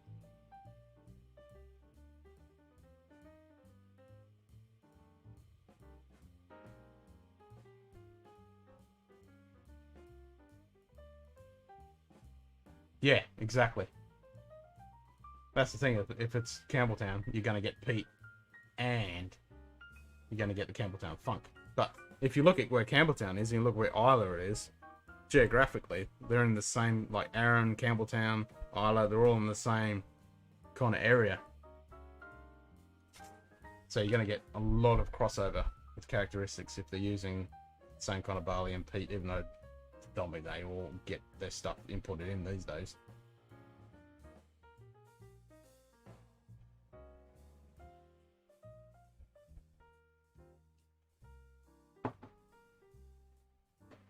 Well, that's right. Whenever I go into Dan Murphy's, it always tags me as Victon. It's the place I want to get my stuff from. Even though I live in Geraldton. No. No, it's not. No, this is not. No, sorry, that's the rum cast. No, the 15 is just straight.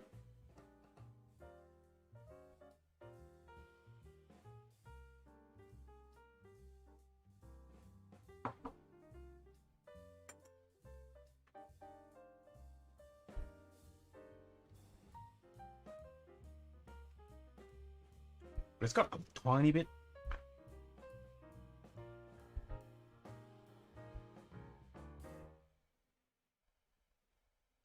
I mean, you could interpret that as peat, but yeah, no, it's just typical Campbelltown funk. Now, it's got a little bit there. Yeah, it definitely has. It's got a little bit. Yep. It carries on the end palate. It's not in the mouthfeel and then in the mid palate. As soon as you swallow it, then it comes through. Yeah, that's it. It's $15. So if I grab a couple of bottles, you know, it's only $15 for the delivery.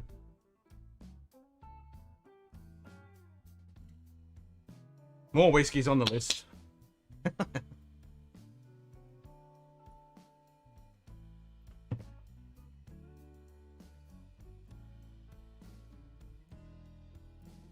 Don't get the peat on the 12 cask strength. Yeah, I want to get some cask strength. I want to get the Lefroy 10 cask strength, or just the Lefroy 10 cask strength. I want to get the Glen Alecky 10 cask strength. Dying to get that, and I want to get the Springbank cask strength and the Glen Scotia cask strength. I really want to get those, definitely. But they're not too easy to come by, and you pay for them.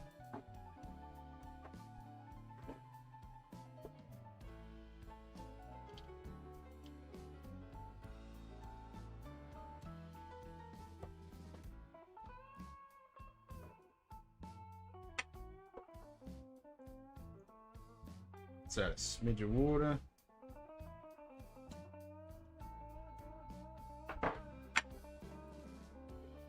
I think I've decided on the bottles I'm going to do tonight, not tomorrow night, because it's already Sunday. So we're going to do the Tala cake because it's our birthday. So that episode will come out Friday. And then we'll revisit the Arran Heat, now that it's not so stinking hot.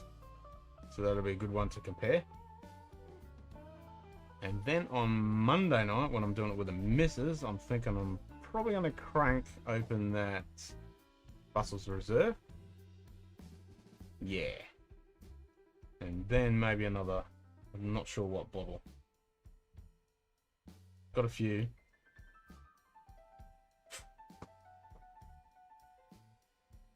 Because I don't, yeah, I was stressing that I'm not going to have time tomorrow to do the notes.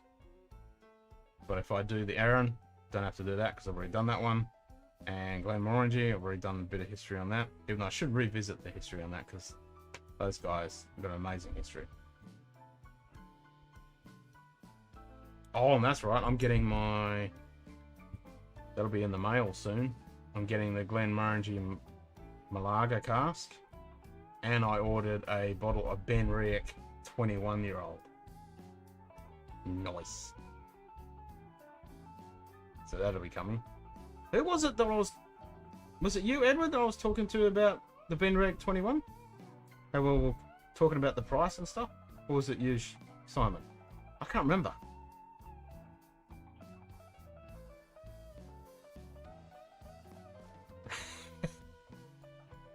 Nice. It's the Russell's small batch. Single barrel. They had the 10 in the store, but I grabbed the single barrel. So I got the single barrel. So it wasn't you, Edward? I can't remember who it was. Yeah, so it's the single barrel. They do have the 10 in store as well.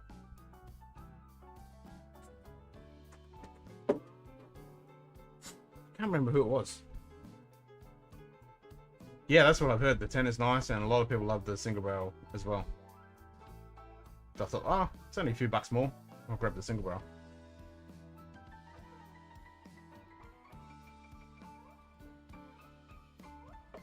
So anyway, I was talking to somebody about the price of the 21-year-old. Because anywhere online in Australia where you look for it, it's in between 230 and 250 bucks. And it's all sold out. And I said, well, if it's around 200 bucks, I'll buy it. And they come up on the email on Friday that it was $205. I thought, yep, sold.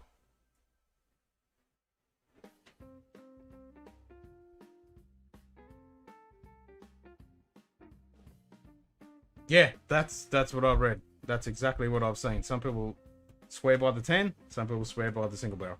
So, who knows?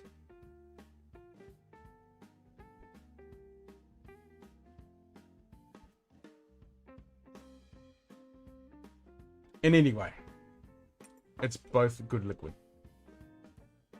Oh, I want the Aaron 25 too. Yeah, that's way up on the top of my list, just to grab an Aaron 10.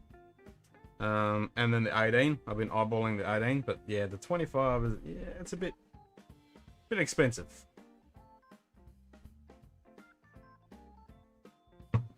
Yeah, I wish we could get store picks here. Where did you get your store picks?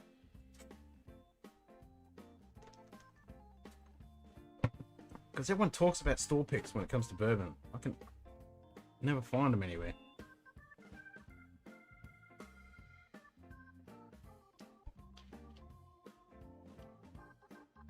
Really? Celebrations is where I get all my shit.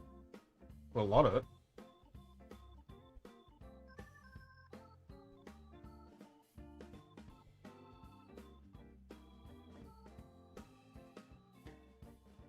God damn.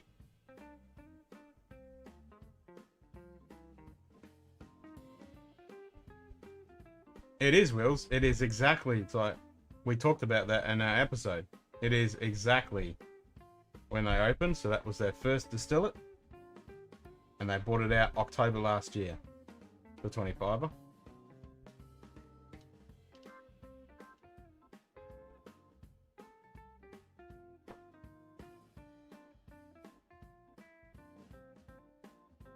Ah. But they're going to be big celebration stores, so yeah. My celebration store, like, we've actually got 3 celebration stores here. But yeah, we definitely don't have any store picks.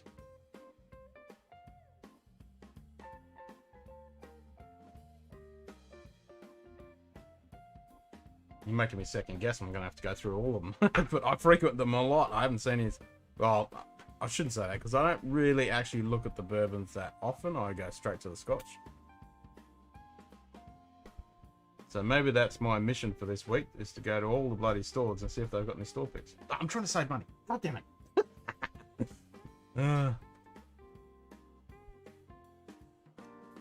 They're in a red box. Alright, I'll keep that in mind. Red box store pick. Russell's store pick. Done. That's stored.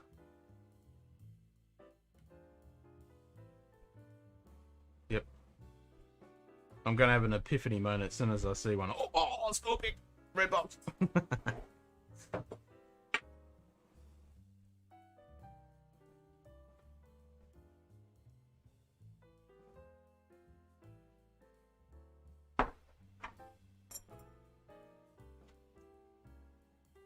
So even with water on this bloody Glen Scotch 15, it's still bloody good. You get less of that peat and funk, and it's more honey on the finish. Yep. It's almost like a different whiskey, really. Yeah, it's really sweet on the finish. Not sweet, but it's like that sensation of honey. Mmm. Tasty. I want to go hunt for a red box.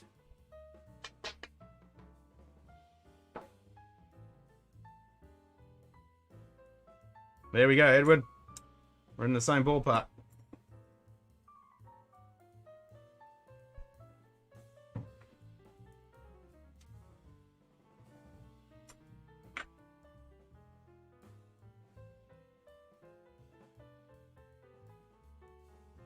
It's good when a whiskey does that. There's a lot of whiskeys you just add water and you just get more pepper and oak and all that kind of thing. But yeah, this really that turns it into two different whiskeys. That's great. Now I've got that sweet, I wouldn't say dishwashing liquid, but that real light. It's like a mist spray of orchard fruits, fresh orchard fruits.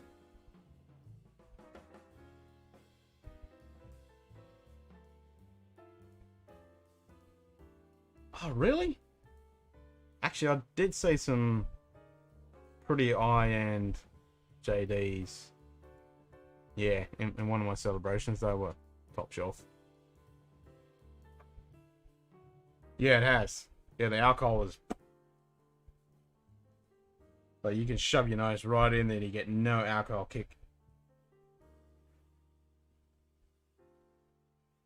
A little spike then, but a lot less. Made that alcohol more, that spritz of orchard fruits. It's like mandarin, like real fresh juicy mandarin, and you like that when you first bite into it and smell it, that real lovely juicy smell.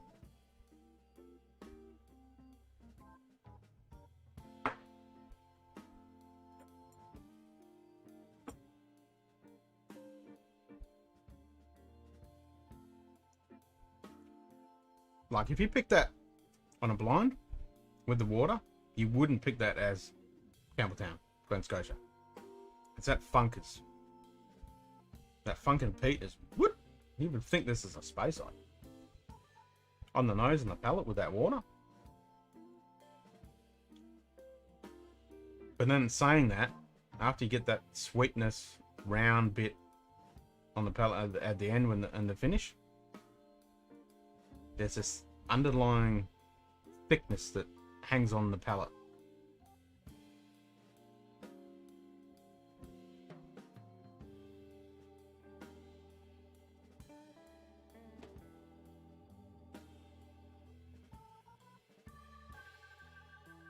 Oh, your store pick on the Jim Beam? Oh no, sorry, the your JD. Nice. I tell you what, if you guys are keen, I'll kill this. I'll crank up StreamYards, and if you guys want to come in and we can chat, it's up to you guys.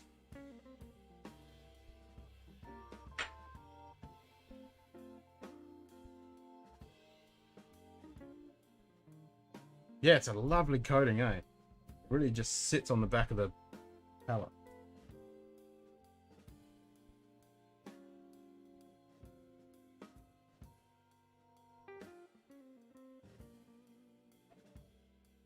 I love that fresh, juicy, orangey, orchard mandarin thing like that. It's so good.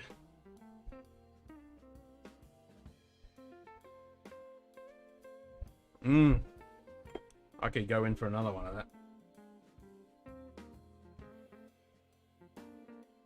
But I won't, because I know I'm quite keen on that. I want to keep it. Don't want to keep drinking it. Got plenty of other stuff to drink.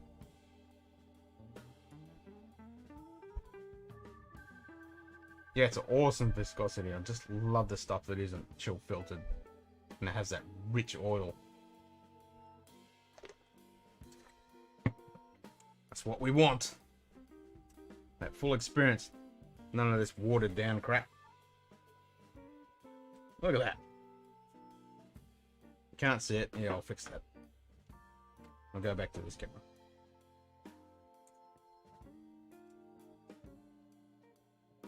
Look at that. I'm big against white on nice bold lettering, non-chill filtered, natural color.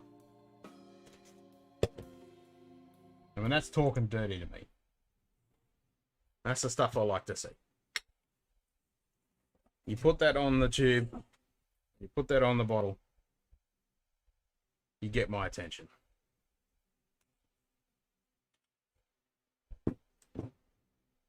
So this is the rum cask. So I've only had a little bit of this. Nice pop. No, I did rinse that, did I? Yes, I do remember rinsing it, but I can still smell something in there.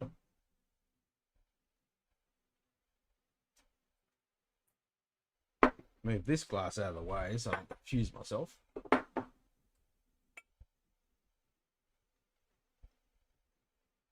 And look at that colour.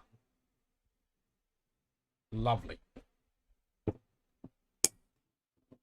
So this is done in Caribbean rum cask. One of 294 bottles.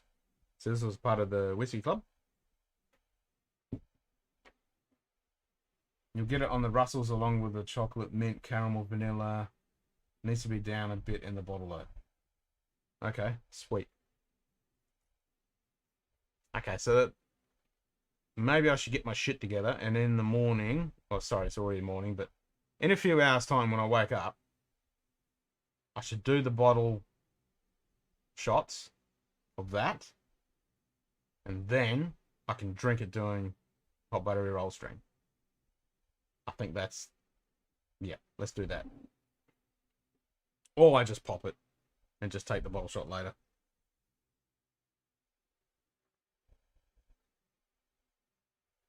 Oh, I like the sound of that. Chocolate, mint, caramel, vanilla. Ooh, that sounds good.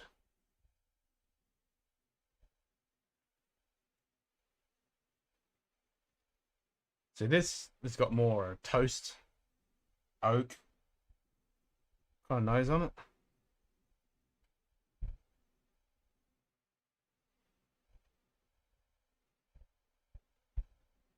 Oakium maple syrup, nice. Yep. And do you leave like it with the neck pour? Because you know I never want to judge a whiskey on the neck pour. If you leave it in the glass for a little while, does it open up quite a bit?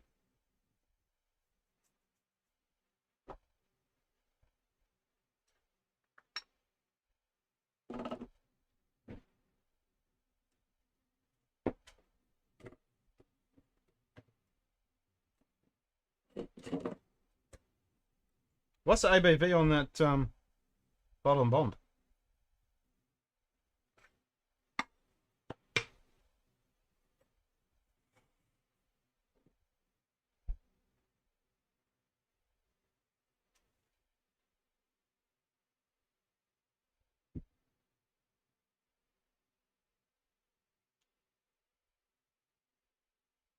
$50. Neck pour impressed you? but complexity comes later. Yeah, that's the thing, eh? It's amazing how much a bottle changes all the way down. I mean, once that alcohol just evaporates into the bottle and you open it and it disappears, just completely changes. Welcome back, yeah? It completely changes, eh? Alright, well, we did that episode where a neck versus a heel, so it was like that much left in an Ardbeg 10, and then a fresh one. That Ardbeg 10 that had that much in it, I was completely astonished how sweet it was. Completely, unbelievably sweet and light, and it's just wow. And then you try it with the fresh neck pour, it's like completely tight and restrained. Huge difference. And that, with that, the Glendronach traditionally peated, from about that much of it, I hated it. And now I'm falling in love with it. It's really opened up, and you got all that PX, Oloroso, and that peat, and the port, and all just, oh. I just can't believe how I've just completely flipped 180 on that bottle. Because I freaking didn't like it, disappointed, really bummed out when I first had it, and I was so excited. And now I'm like, oh my god, this thing is so good. It's got everything. It's got all the cherries and the port and the peat, and it's all in one bottle. It's just, wow. I mean, what she's doing at that distillery, dang.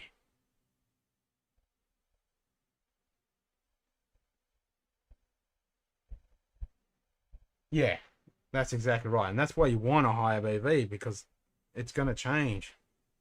Then you get to play with it in the glass as well.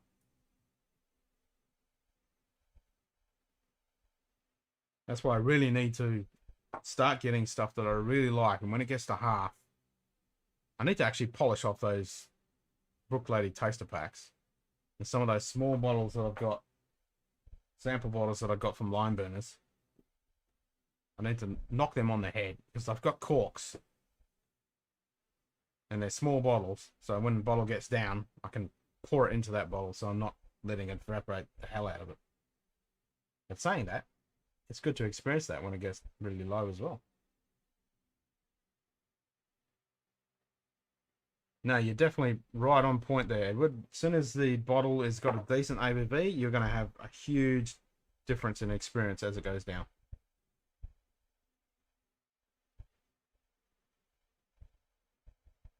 Yeah, that's right. That's exactly right. Yep.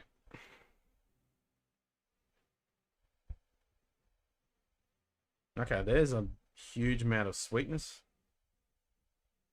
Vanilla. Real fresh vanilla bean.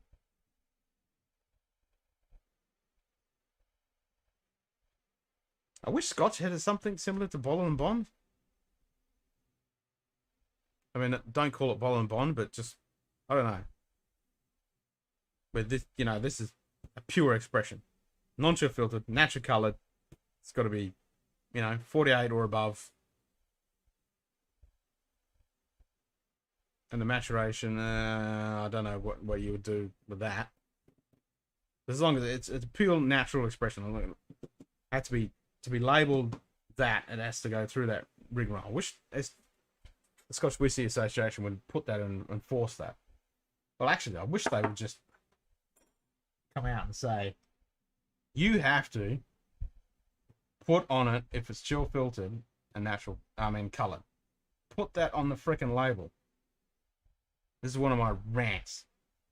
Every single thing on planet Earth that we consume, in pretty much every country, has to have what's in it.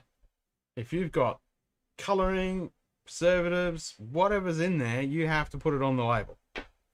Why isn't it the same with this stuff? It's so freaking frustrating. Drives me up the freaking wall. Yeah, it'd be so good.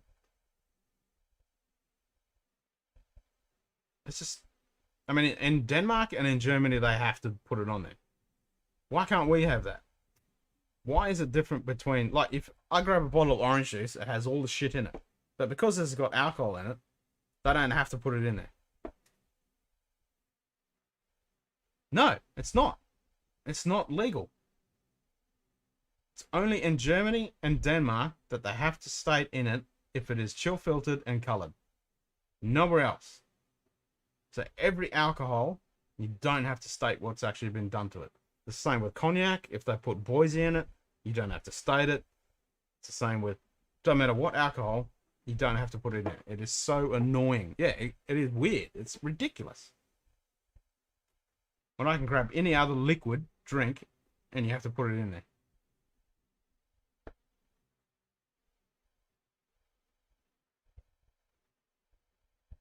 Yeah, that's right. With the bottle and bond, that's exactly right. That's what it came about after Prohibition, to contain all those things and make sure that you're getting a decent thing. But it's just so annoying that we don't have to put in on a bottle of alcohol what's actually in it.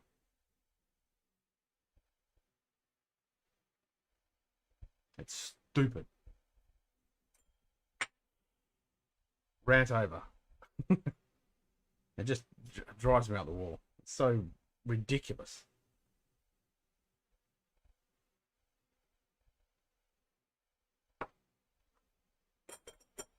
It's not a big thing. I mean, everything else has it.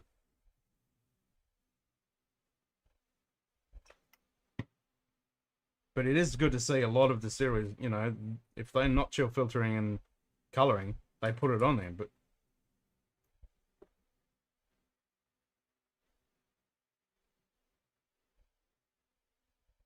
yeah, with wine. I mean, it's coming out with a little bit of wine. I mean, yeah, I don't think SWA needs to do it. I think the government needs to do it in these countries. With all their alcoholic products, they need to make sure that these companies put on there what the hell they're putting in there. I don't see why it should be different from anything else we consume. Because every other food and beverage has it. You grab anything off the shelf, it's got all the crap in it. It states it, E150 colouring. Because everything's got E150 colouring in it.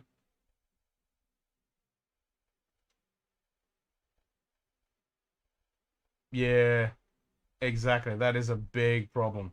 And because, you know, everyone is dying to get Japanese whiskey, they're just pulling in some crap, slapping a Japanese label on it and selling it as Japanese whiskey.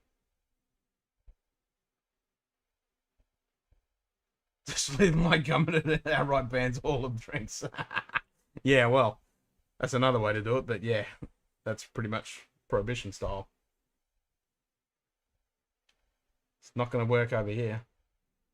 That's for sure.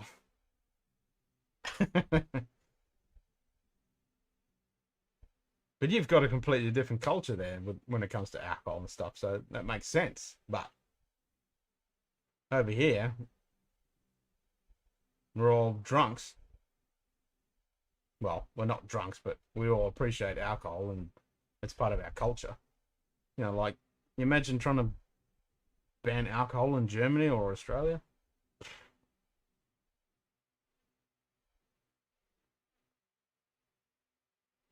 Yeah, I'm totally with you, Edward. And the same with the, like, you're getting a lot of wineries now that are actually putting where they've got the, what's that bloody preservative?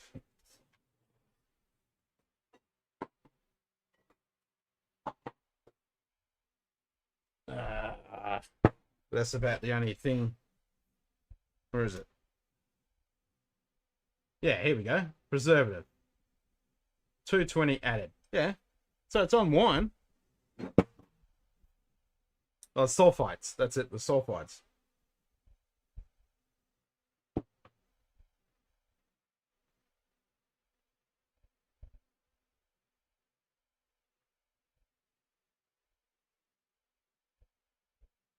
Yes.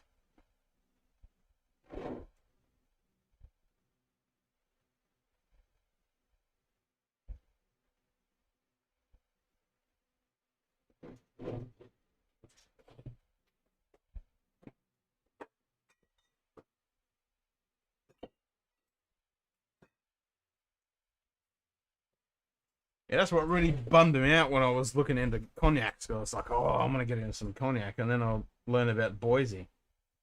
I'm like, really? Pretty much all your bog standard cognacs have got this Boise shit in it. I'm like, oh, I don't want that crap. It's just ridiculous. Spend all this money on this stuff. You want the best experience you can get out of it without some artificial shit. I mean, you can make the artificial shit, nasty shit. Just put it on the freaking label. And your average Joe Blow is not going to give a hoot. They're just going to see their bottle of stuff that they drink. They don't care. They're just going to take it. But for us people that actually want to have a decent experience, just put it on there.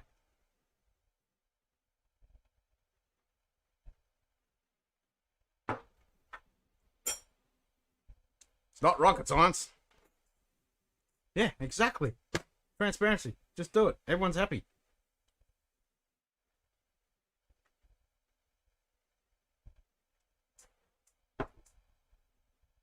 No one else is going to care. No one is going to care.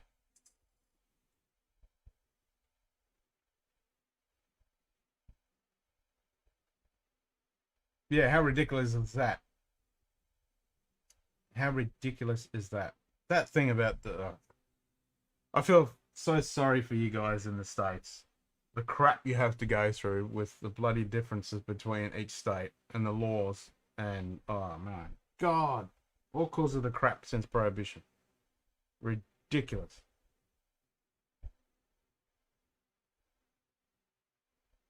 Garbage Drinks Co. Your favorite creator of cheap garbage drinks.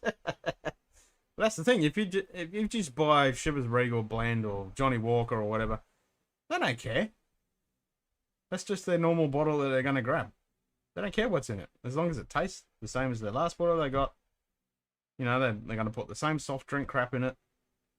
They're not going to care. So, a little label on the back saying that it's coloured, filtered, and it's got, if it's got a preservative in there or whatever, who cares? They're not going to worry. Yeah, Edward. All right. Cheers, mate. You take it easy and we'll catch you on the next time. Cheers, mate.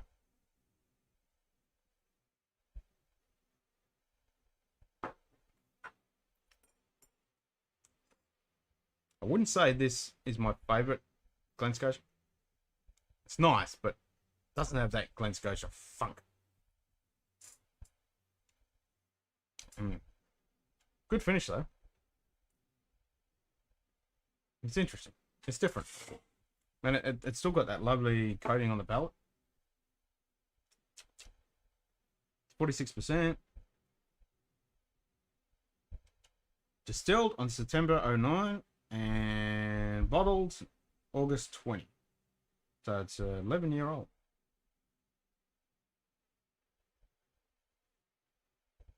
Caribbean rum cask.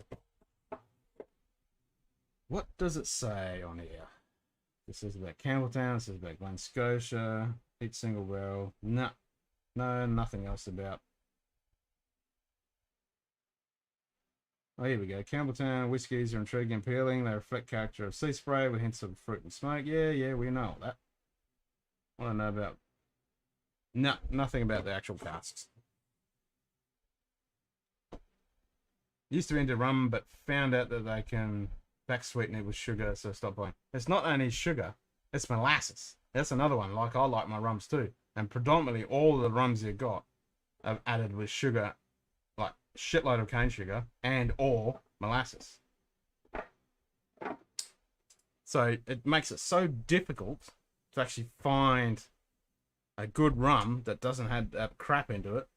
And the same with the cognacs without that crap. Pretty much all the Armagnacs, they always had Boise. And they've been doing it since day dot. And the same with whiskey. It's all chill filtered and coloured, and unless it's stated otherwise.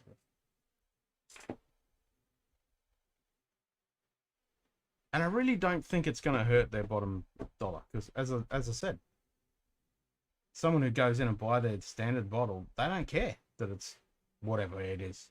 It's just as long as it's the same shit. And it's not going to cost them that bugger all to put it on there. Change their little label in the back. They change their packaging like they all the time. Ugh, so annoying.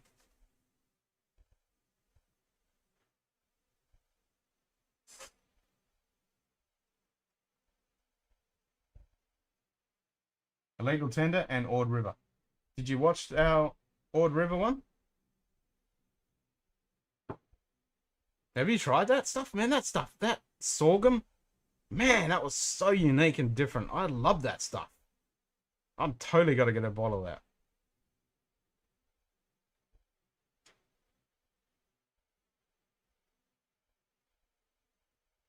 Exactly. Not everyone can buy the top shelf, and most people don't. Like the percentage of people that are buying this stuff is nothing compared to the massive amount of, like, it's, what is it, 96% of whiskey that's bought out is blends. There's only a very small amount of percentage that actually drink single malt high end stuff, or what most people will call high end stuff. For us, this is not high end, so it's not going to hurt anybody.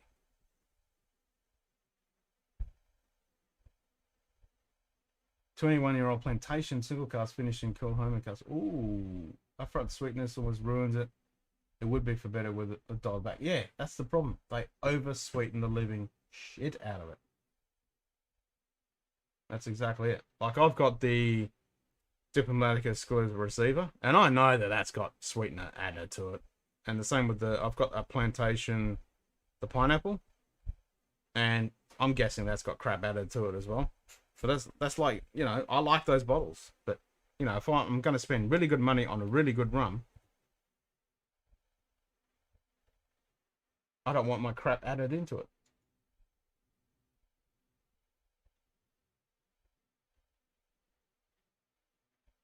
Man, that's so cool, Simon, that you got the illegal tender. I mean, that's my neck of the woods. You need to come up and visit, mate, and we'll go there. I actually need to go to illegal tender and actually do an episode there. So I've got a bottle of their illegal tender rum, and I bought a bottle of their gin, the Stable View gin.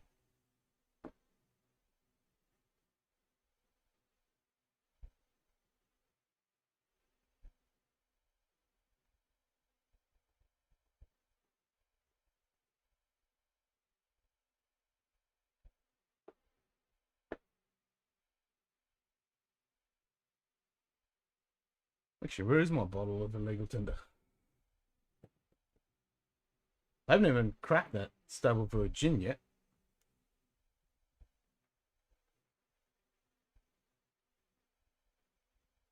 So after I finish this one, I've still got the Baby Yoda. So once the Grogu is finished, then I've got no more Lego. So I need to buy some more. Yeah, me too. That'd be awesome.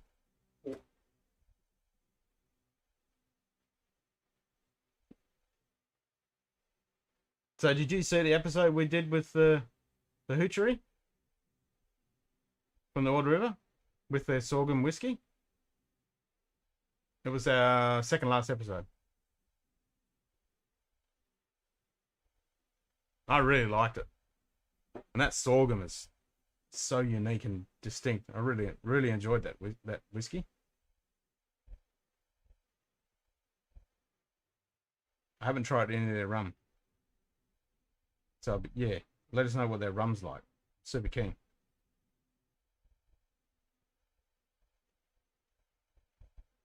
I think so, because it only just came out. It came out like on October, I think. Was it October? It was fairly recent because Kubo got given it a bottle for his for Christmas. So it's yeah, it was actually on their website. I looked on their website, and they do a mango rum. Was it a mango rum? Was it them doing it?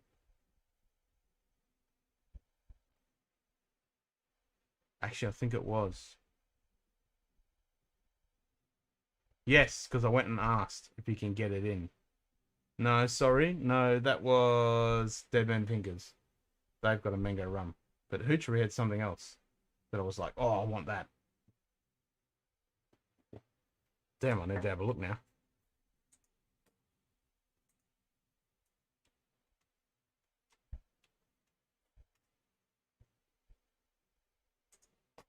There was something I looked at they had. So I was like, I want that. That's right, they had some gins. I wanted to try some of them. Yep, I've still got it. So the limited release Ord Valley Corn and Sorghum Whiskey, $149. Yep, still available.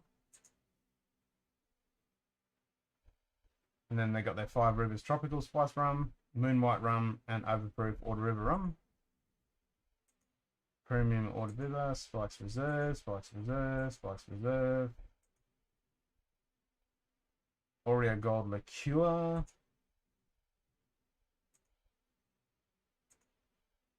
What was it?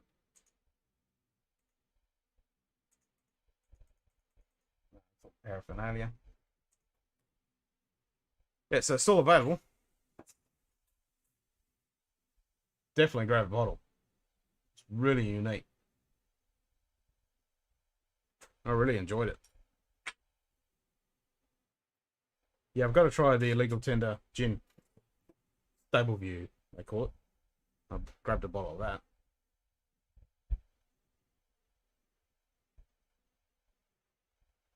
Yeah, I've tried Whippersnapper. A mate of mine went down there and had a tour and bought a couple of bottles back. Yeah, that's nice. We've actually been talking, the three of us actually doing a full. We want to go to Legal Tender, do an episode there. Want to go out to Copperhead. They do a lot of liqueurs and stuff. We want to go out there and do an episode there. And then we want to go down to Perth, go to Whippersnapper, do an episode there. Go down to Margaret River, do Giniversity. Then go to Albany and do Lime Burners. And go to Prongerups, do Tiger Snake. And then come back. So that's on the cards.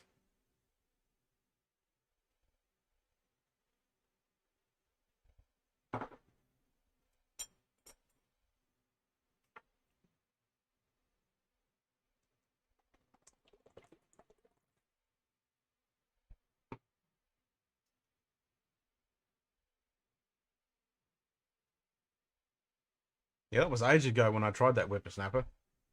I can't even remember it now, to be honest. I do remember it was pretty good though, but couldn't tell you anything about it.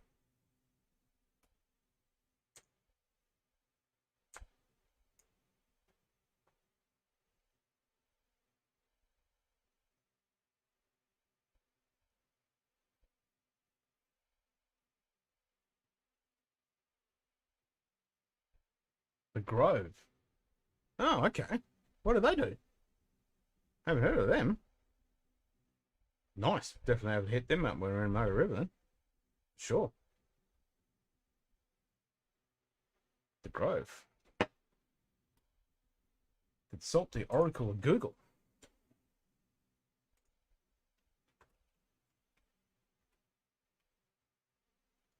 Grove Distillery. Scusi.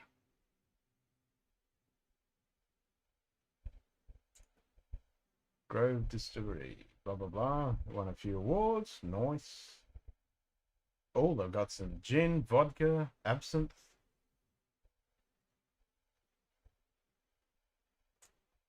Okay. Shop online.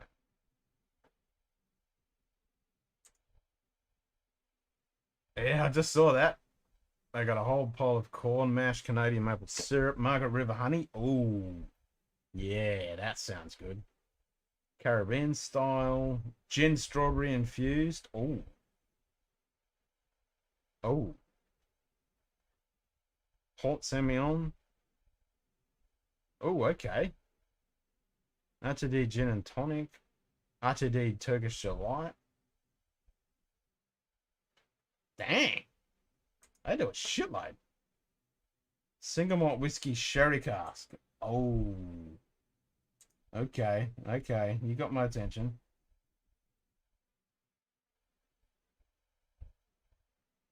Nice.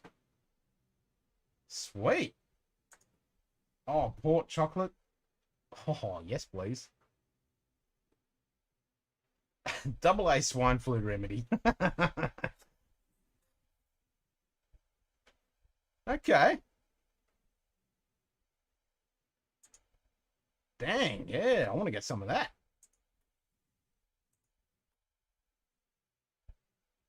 Oh, that sounds good. All right, stick that in the old memory bank.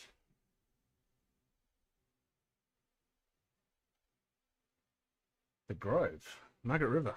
Nice. Definitely going to have to get some of their bottles in.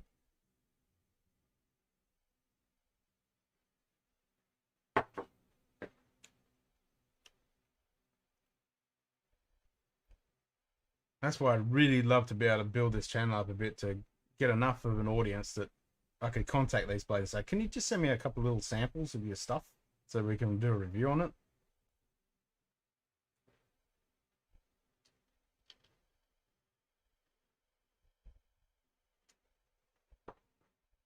Because that'd be great to be able to explore this stuff and then go, okay, well, this stuff's really good. Let's go down there and do an episode and actually, you know, because it's good for them, it's good for us.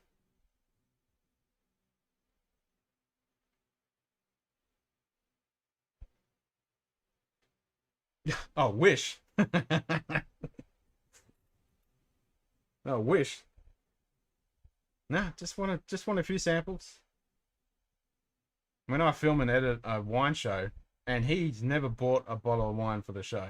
It's all donated from the wineries all over Australia. But that's never going to happen with whiskey because it's too bloody expensive. But just samples would be great. Like if they just brought out iconic samples of their core range, that'd be so good. I mean, if it, from all the stuff that's in around in Australia, because then we, you know, we're called Scotch Down Under, we could talk about it, promote it,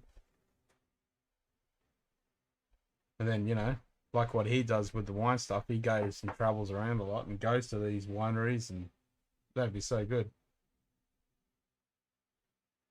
Yeah, exactly. I mean, I'm getting there. I'm slowly getting there. So we've been Friday next week. We've been going for a year, and when we started on that Friday, we had nothing. So now we're up to almost 300. So we're getting there.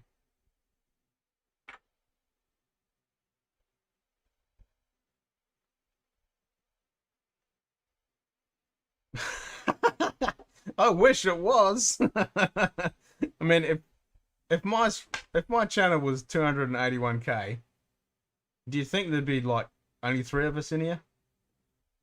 I think there'd be quite a few more people in here.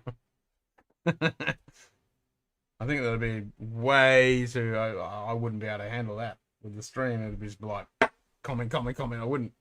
I think anything under like around the 50 mark is a good number because you can still have a conversation. You can have conversations in the chat, talking to each other, but I can still interact and chat. And then, you know, if people really want to get my attention, they can do it the @ or a super chat or any of that jazz. But I think this is a good number.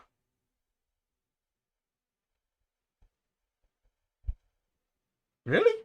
You increased the quality and you lost subs. That's weird. I mean, I reckon my presentation and quality is pretty good. I mean, it's not the best. It's not the worst. I mean, it's visually it works. Audibly it works. Exactly. Like every single one of my subscribers, you know, they're people we can have a really nice conversation with. And I like that. I just want to get to 1,000. Just to get that ability to be able to, not just for the monetization, but just that magic number of having a decent group of people, a nice community.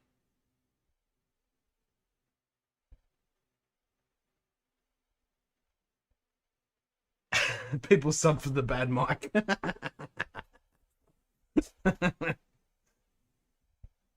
And I think I just like you can do the at 1,000 when you get monetized, you can actually have the channel subscriptions, which would be cool because then I could create emoticons and stuff.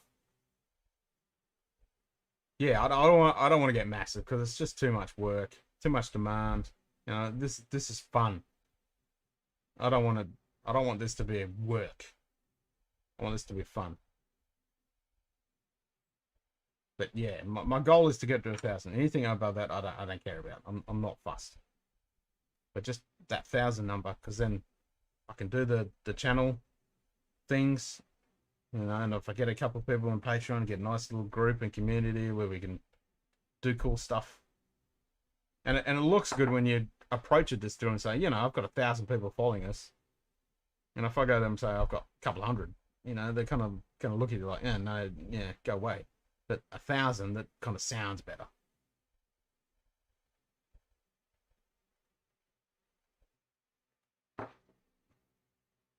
That's what I reckon. Oh, I need some more water. All right. I've been streaming on this stream for 2.5 hours, and I think it was another 3 hours on the other stream, and I haven't had a bio break, so I think I've earned a bio break. So I'll be back in 20 seconds. You're right, local distillers should be utilizing local YouTubers like to remotely. Yeah, exactly.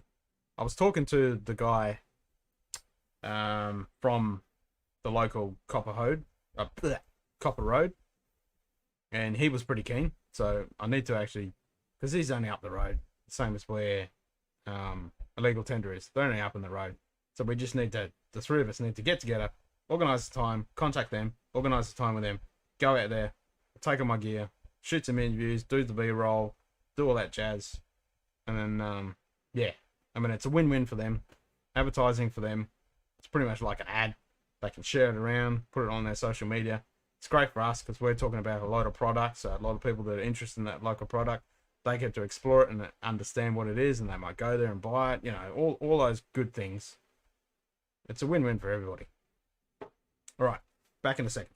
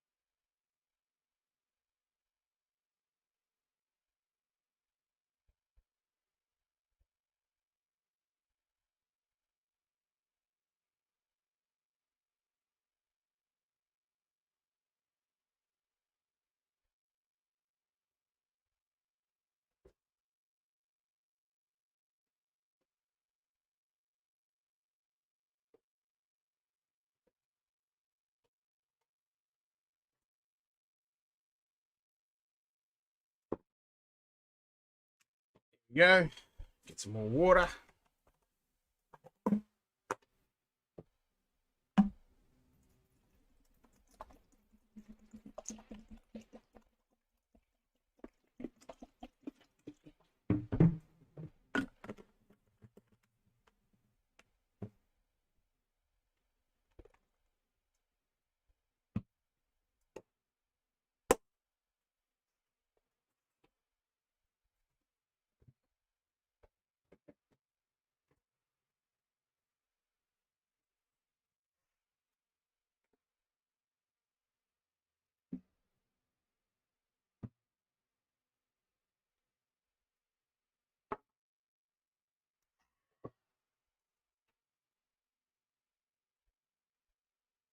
'78 updated. God dang it. This is going to be a long night.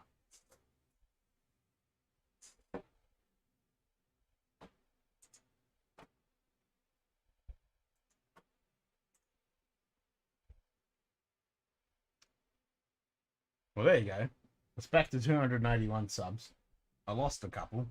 Last couple of days, it went down to, what was it? 278. So I lost 3. So I'm back to 281. I think that the algorithm's all messed up though.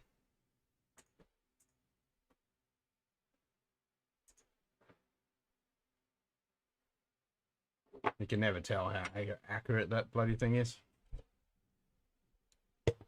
Yep, slow and steady wins the race. No, I'm definitely happy. I've got an awesome little community. I mean, the time zones are a real pain in the ass. That's the big bugbear. I mean, even in Australia, like when I'm streaming now, everyone on the East Coast, which is the mass amount of population of Australia is, they're all asleep. And then, like you, it's some stupid hour in the morning for you, and in America, it's currently like 1 o'clock in the afternoon for them now. That's the point. They should be start coming on now. It's after lunchtime on Saturday for them. Because it's, yeah, it's 20 to 2 in the morning for me, which is almost 20 to 2 in the afternoon on the east. Ah, it's 9 o'clock. Oh, there you go. Well, I was completely way off. Ah, so you're not that far behind me. There you go.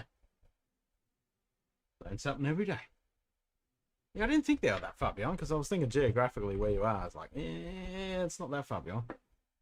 Yeah, I know you're not the US. I know exactly where you are, but yeah, you're closer to where I am than the States in time zones.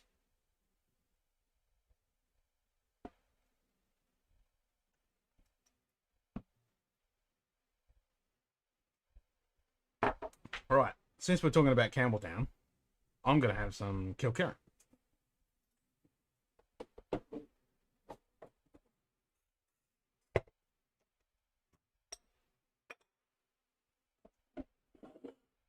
So I pretty much covered that. That was miserable. So I've had Springbank, I've had Glen Scotia. Let's go to Kilkerran.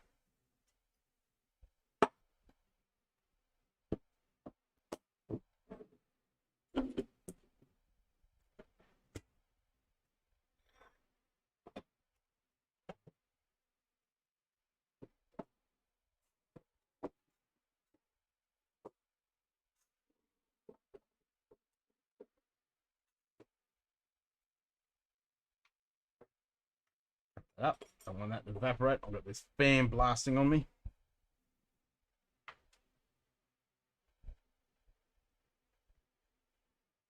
If it keeps going up, yes. I mean, doing those couple of jumping on a couple of hot body roll streams, that definitely helped. Most definitely. Really thankful for that.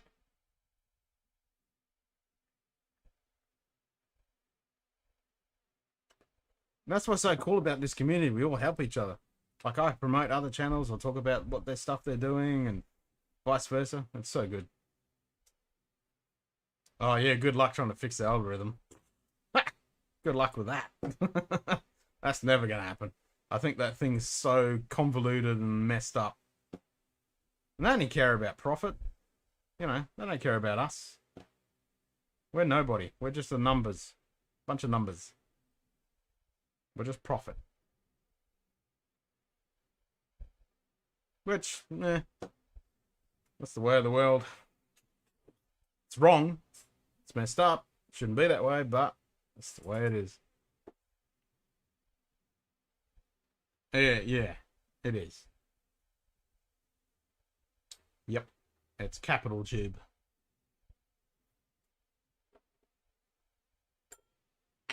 It's not like the good old days when it was a free-for-all for everybody.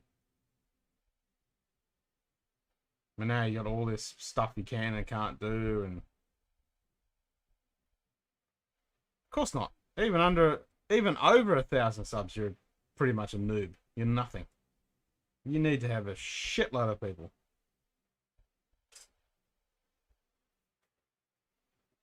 No. And that's where it's changed. You know, when YouTube first came out, it was anybody could jump on there and have a community. No, they're on to the next big thing. Whatever the next big craze is bringing them a shitload of revenue for them. That's all they care about.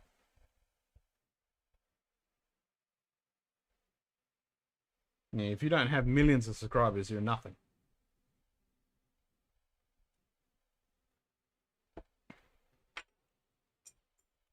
That's where the disillusion of all these people think, oh, I can be a streamer. God damn, but I look at things like Twitch and stuff, and I just see all the people that are on there. I'm like, oh my God, this is so sad.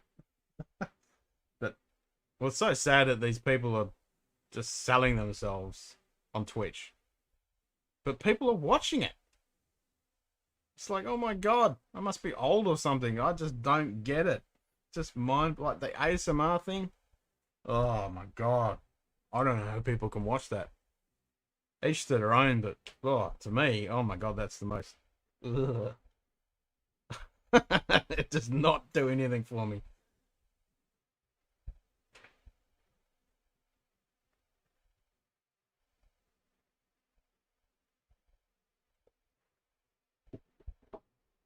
Yeah,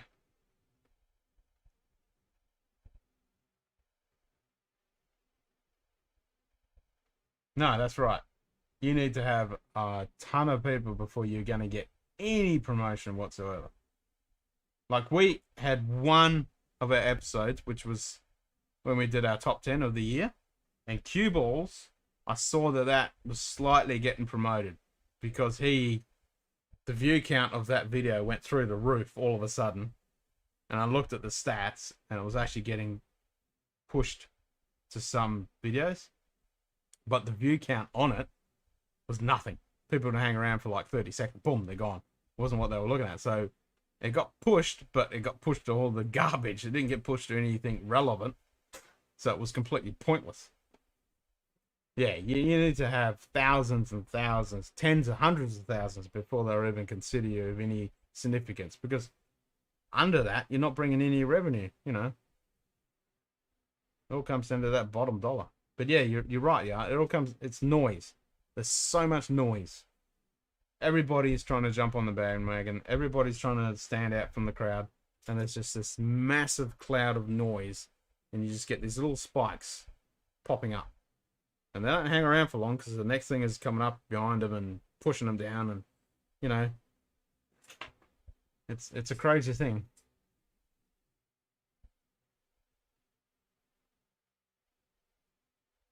But it's good to see that the smart ones that have a really massive following and they're actually diversifying. And you feel sorry for these idiots that, you know, they get something viral, they get a huge following, and they get all this stuff happening. And then I think that this is it. This is their full-time job, and it all, you know, it could die right this instant. Gone, finished, done, nothing. Incompetency to say the least. Well, it's not much different from freaking YouTube, that's for sure. I mean, YouTube is pretty incompetent. And when it first came around, I mean, it was revolutionary. It really was.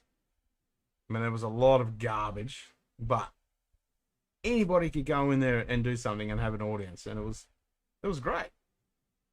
There was none of this ad crap that you got these days, where it's all just money, money, money. Oh, ouch. Yeah, that's nasty. Yeah, that sucks.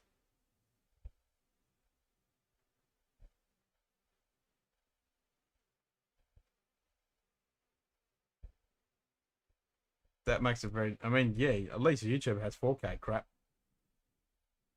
Not that I'd want to look at 4K crap.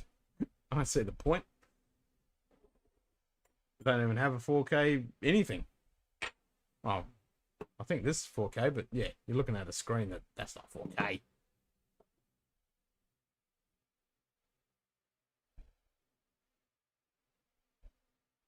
mean, I film in 4K. I mean, my camera now is streaming 4K through HDMI, but I'm only spitting out 1080.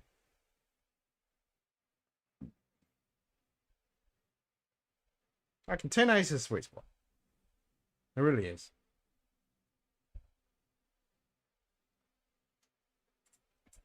And I grew up with 4.3 television, you know, black and white. So this stuff, whew, this is amazing.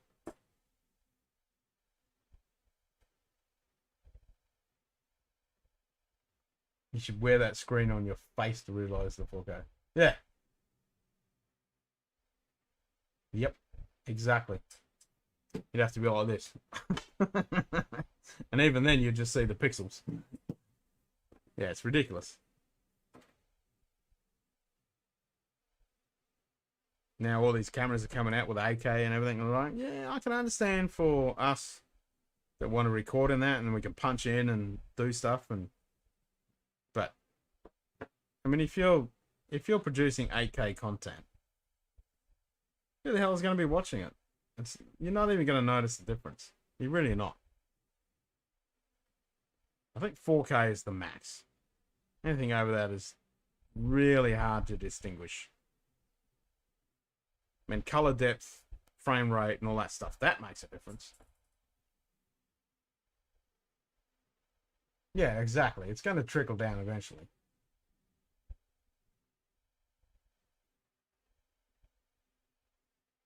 That's right.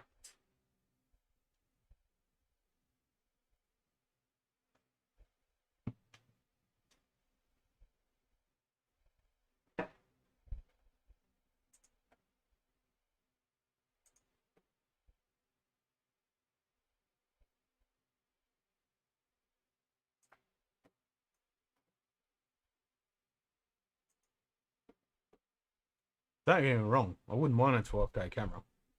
Like the Blackmagic Atom Mini. The new one. Ooh, imagine that. 12K. Oh, what you could do with that. That would be so good. It's like, oh, I'm zoomed out way too far. No worries. Bloop. Done.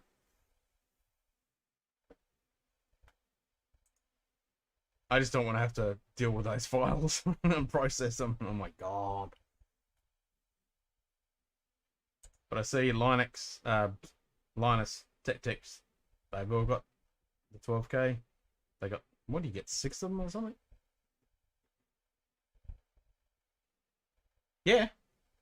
Blackmagic. That's what I'm filming on right now. Blackmagic Cinema 4K. And they're Australian. Australian owned company. Like I mentioned earlier, this close community you have a cool, I remember watching it Suburban Night and Scotch for Dummies in the early years, and they could have a conversation now. Good luck. Yeah, exactly. Exactly. I mean, yeah, I've been following Scotch for Dummies on Patreon for them. I love their stuff. And now they're talking about going to Sunday at like, what did they say it was? 3 o'clock their time? No, sorry. Sometime their time, which makes it 3 o'clock on a Monday for me, which it's completely useless. I mean, I'm nobody, but yeah, that sucks. They're still going to keep Thursday nights, but yeah, you're right. Trying to have a conversation or even grab their attention when you jump on a channel that's got, 500 people in the channel, you can't grab their attention, even if you just want to say hi, thanks for what you're doing. It's gone. They're never going to see it. Unless super chats and all that kind of jazz. Yeah, it really is a catch-22.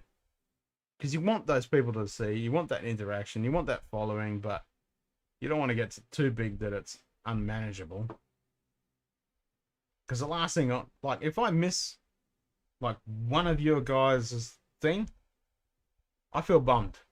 I really do. I mean, you guys are here watching me dribble crap, and you take your time to sit here and type something out. I want to acknowledge that. Last thing I want is just a stream of crap. It's like, I might as well not have anybody, because you can't have a conversation when it's just a pile of shit streaming up the screen.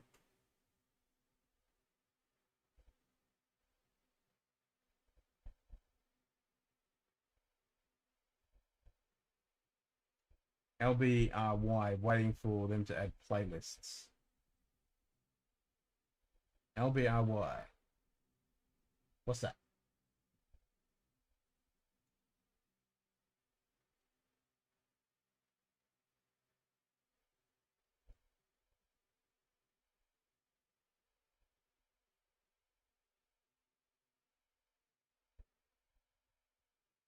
Oh, the one that you've got. So they don't even have playlists. That's annoying. I mean, it's alright if you got a small channel, but yeah, if you've got... ouch. And with that 800 meg limit, That's nasty.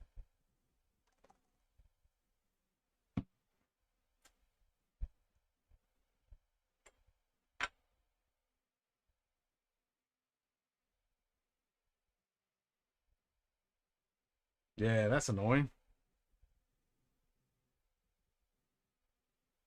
But at least you can get YouTube. Not like in China. Like Facebook's blocked, YouTube's blocked, um, Instagram's blocked. All that stuff.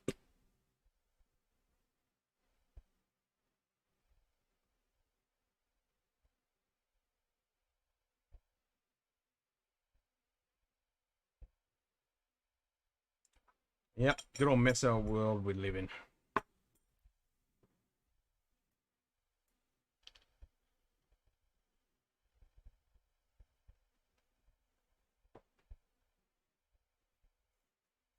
Yeah, I'd be really happy with 1,000. I reckon that is a perfect number. Perfect number. You know, if I get 20, 30 people in here, that'd be great.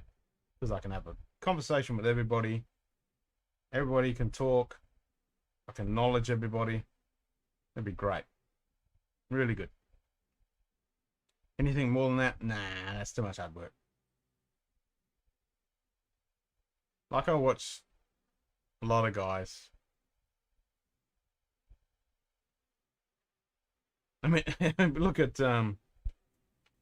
Jason, Mash and Drum. 40,000 now. And you watch his stream. It's like, brrr. It's crazy. He's pretty good though. He picks a lot of stuff up.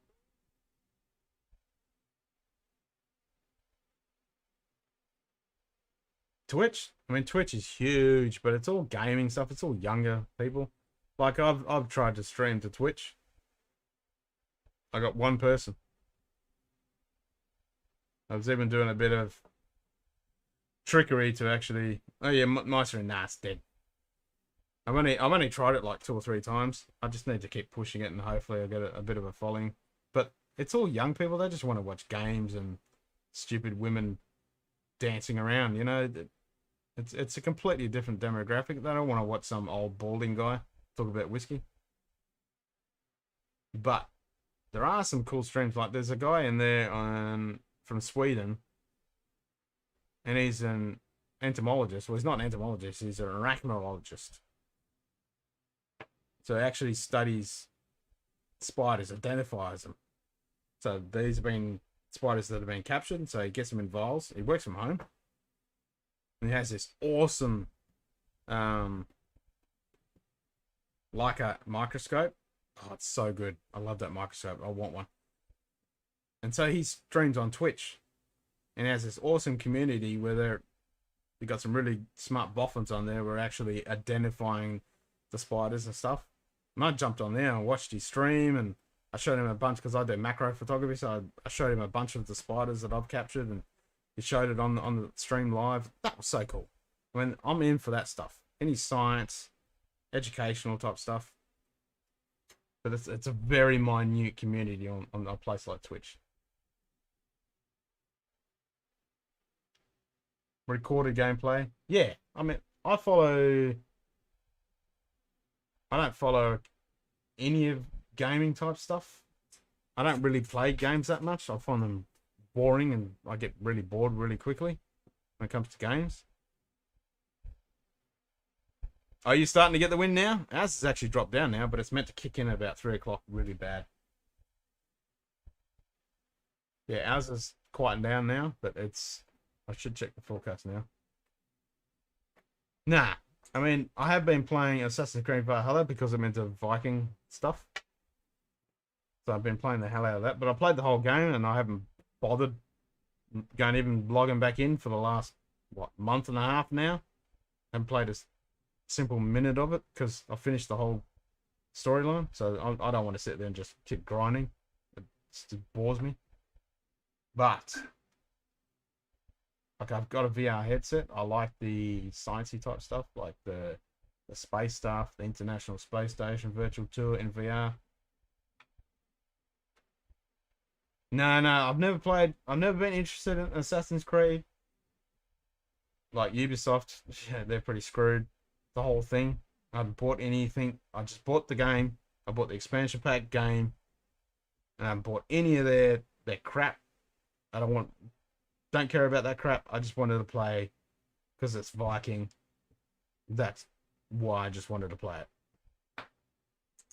So I finished it. Now I'm not interested. When they bring out the expansion pack, I'll go in and play that, finish that, do something else. But I have been following a guy, and he keeps bringing out videos with new content, and so I'm watching him. So when he announces when the new stuff's out, then I can go jump back in. But he does videos. Like, I'm not going to sit there and watch that shit live. Blech. Boring. I don't understand why people sit there and watch somebody play a game. It's like, wouldn't you rather play the game instead of watch somebody else play it? I don't get it. I mean, if I want to know about a game, like I'm thinking about a game, then I might jump on and have a look at it and say, okay, that looks like fun, and then I'll go buy it. But that'll take me like 10 minutes. I'm not going to sit there and watch for 4 hours some guy yelling and screaming at a computer screen talking about a game. I just don't get it. I've only had normal wood for a reserve ages ago. Haven't had any of the master stuff. Anyway, so I was going to go to windy weather and check what the wind is doing. So I haven't heard it blowing its guts out here yet. But it's coming. Oh, yeah, you're definitely getting it over your way. Okay, we've got this weird thing. Check this out. This is cool. Have a look at this, Simon. You know about windy weather? Check that out.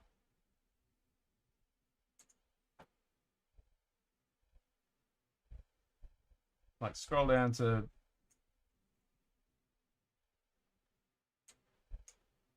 and look up where we are, where the islands are. And it's like this weird vortex around the islands. Or just below the island. That is weird, man. What the hell is going on there? That is freaky.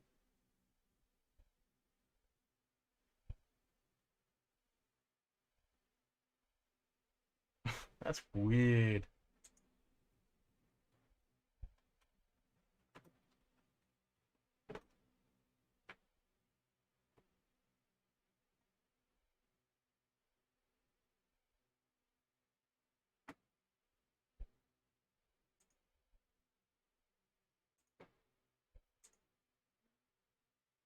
Yeah, that looks bizarre. That is bizarre. All right, so let's go to... that's windy.com. Let's go to windy weather. Or willy weather, sorry. That's the one I was looking at. Not windy. That's the problem with astronomy. What's my favorite band? You could ask me that in every 5 minutes and I'll give you a different answer. Currently, stuff I'm really liking. Like last night I was wearing a Sabaton shirt. So Sabaton, Rammstein, Amon Amarth. But then I love stuff from the 60s, you know, Black Sabbath, The Doors, Eagles. You know, I've got a huge range of music.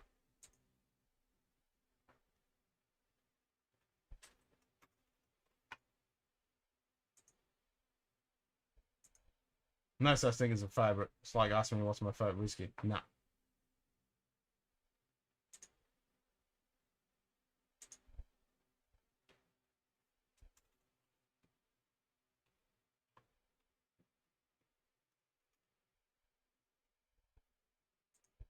All right, what's the wind doing?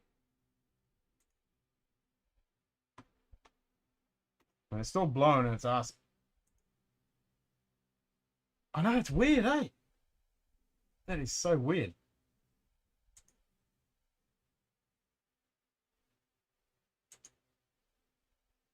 Oh, okay. Our forecast, I thought this would drop. Our forecast is dropped. Oh, no, that's temperature. Idiot.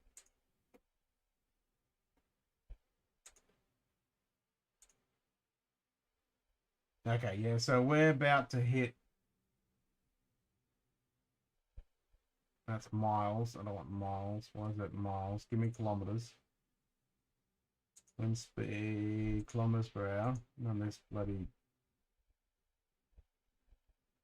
Yeah, so we're currently at 40 k's an hour. We're starting to hit the 50s.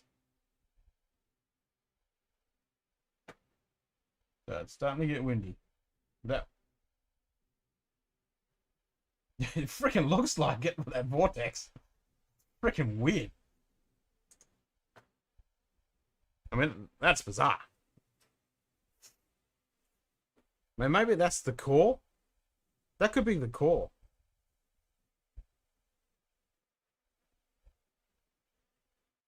So from that tropical low, that could be the core spinning around.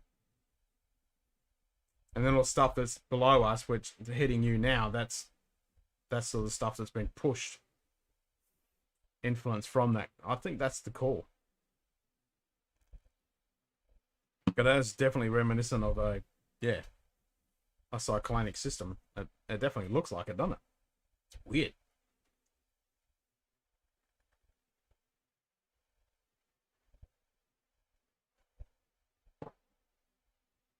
That spun me out when I saw it. I'm like, what? What's going on here?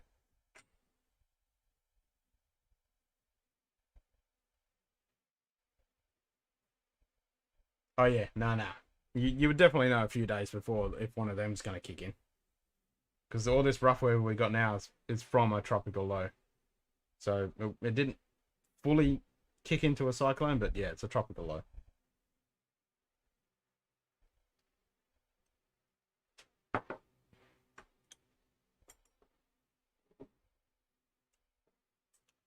Hmm.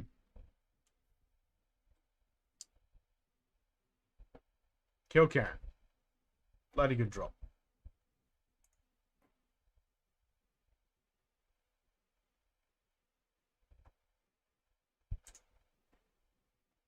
Yeah, that is weird. That vortex is spinning me out. That's right off our coast.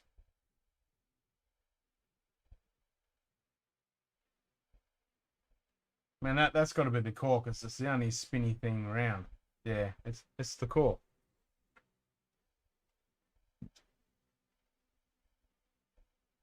I was hoping tonight to actually get some lightning, but it hasn't happened. It never does when these tropical lows hit us. Are they? No, they just had it all. They've been dumped with all the rain and everything. All the roads washed away. Sat view.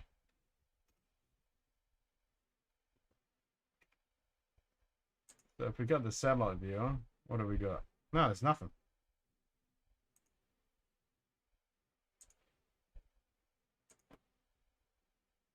Go to infrared. No, this is it. This is what's the rest of it. This is what's all that's left of it. No, there's no cyclone. This tropical low is what was the left of the almost cyclone. Because up north, all the roads have been trashed. They got flooding. So looking on the satellite view with the infrared zephyr, all the rain is way down Busselton, Bunbury area. There's nothing up this way of the woods. Even in Perth, there's nothing. It's all wind. Interesting.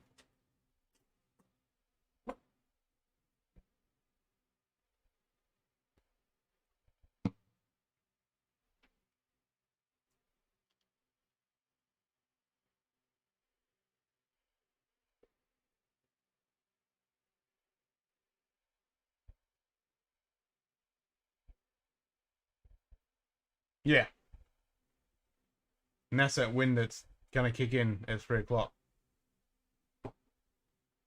Yeah, that's the one.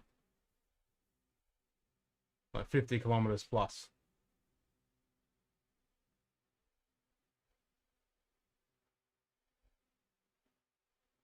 So I think that's the core that's going to come down down the coast and stir up a lot of crap. That's that vortex.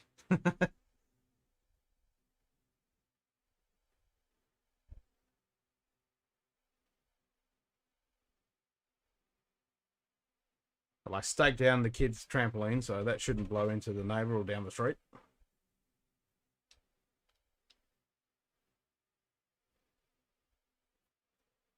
Should be safe for that.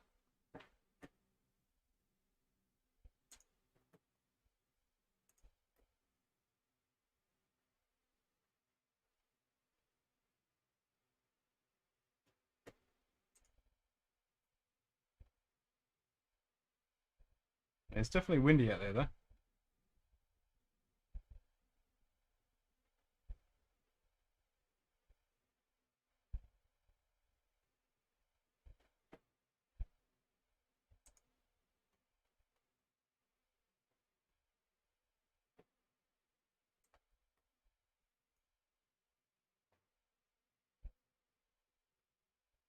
Definitely you should come over. When all this beer bug happens, not happens, I mean, goes away, I definitely want to do some travel. I think that's going to be a big problem, though. Once this beer bug is pretty much gone, everybody wants to go do a travel. It's going to be chaos.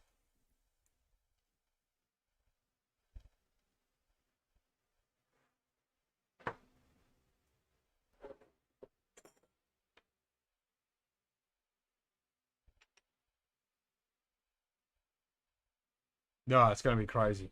It's going to be absolute crazy.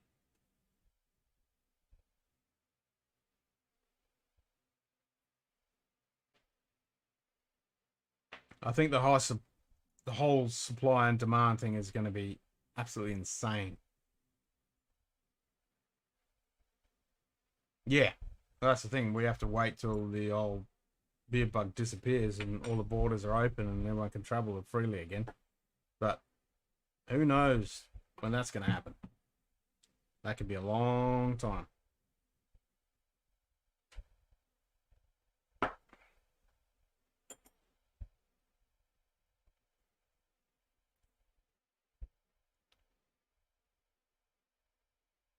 At least with Simon and myself, we both live in the 400 k's away from each other. We can definitely travel and meet up and get sloshed. Yeah, I don't see it happening in a long time. No, we're in for the long haul, that's for sure.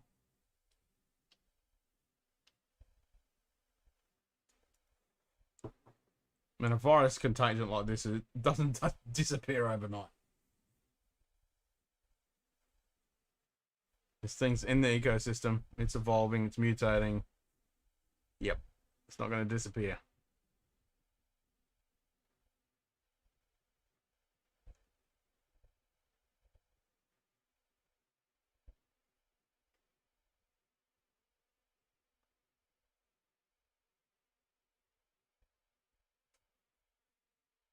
Yeah, we should do a road trip, Simon.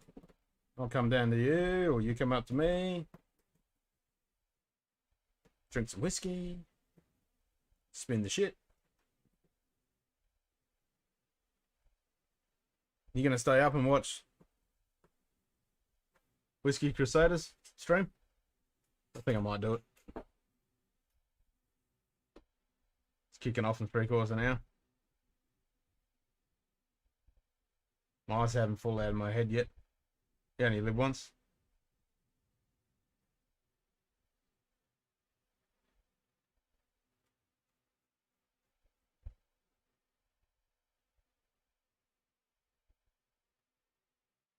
Get a few hours sleep. Jump on the next stream at midday.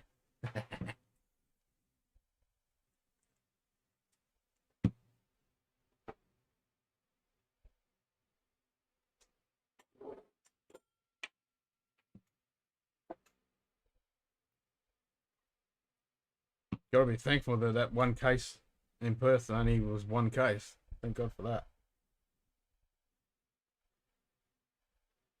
Hey, there you go. Hell yeah. Well, I've been meaning to go up to Calbarry and do some time-lapse photography, so that'll be a good incentive to get my ass up there and actually do some shooting. And I don't mind a bit of fishing. Are we talking fishing off the rocks, or we're talking fishing on a boat?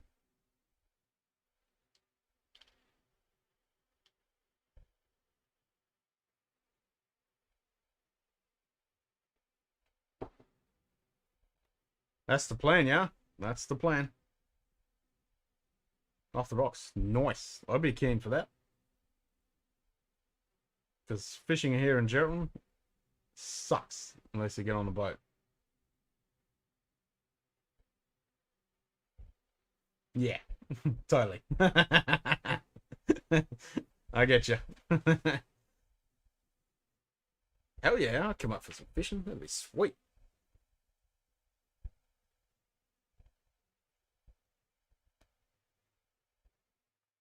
Yeah, definitely. And that's something I've never gone up and fished for, actually. I've done bugger all fishing since I moved up here. Because I grew up down in Albany way, you know, like salmon fishing and big skippy and all that kind of stuff. But yeah, I haven't done bugger all up here. Bought a couple of nice rods up here. Still got my LV reel. So yeah, I'm rigged up ready for some trevally. And Taylor and stuff. Damn straight.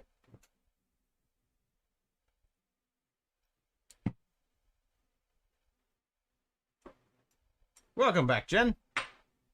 Afternoon for you. 2:15 in the morning for me.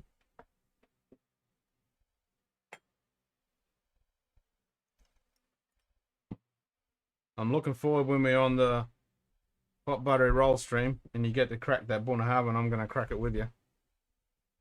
Well, I'm not going to crack mine. I'm going to open mine and drink it. I've already cracked it.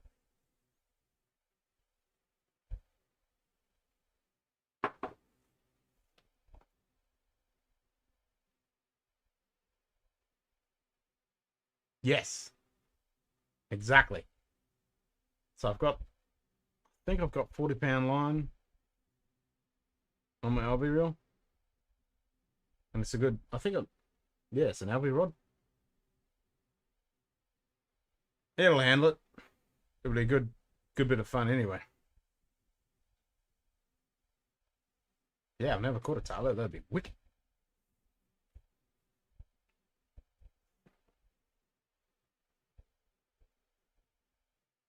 What's the craziest thing you've done in a bar or cafe, other than get completely maggoted and pass out somewhere in the backyard or the ditch somewhere in my youth?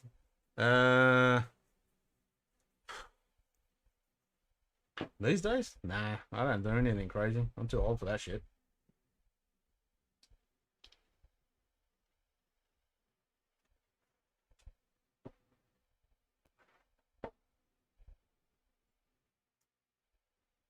Nothing much. No, I haven't done anything stupid.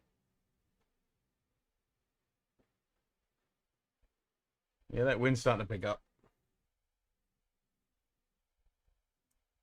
That vortex must be activating itself.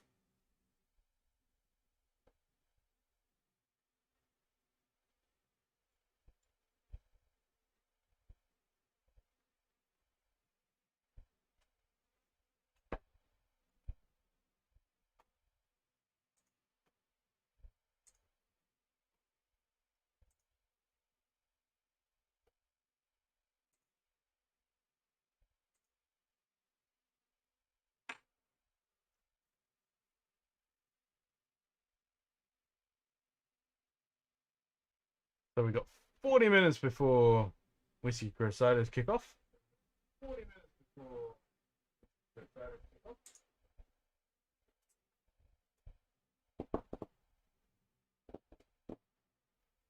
Right.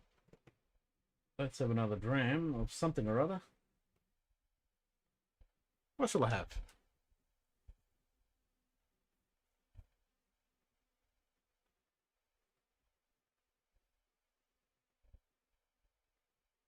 Eeny, meeny, miny, mo. What do I feel like?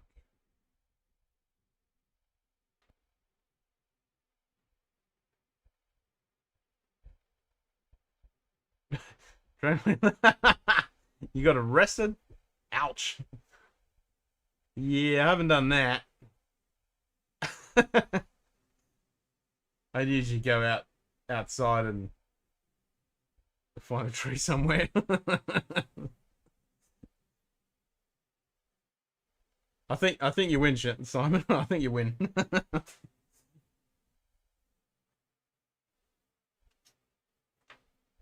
No, I've only done the bog standard stuff, pick 'em a ring up and all that kind of jazz.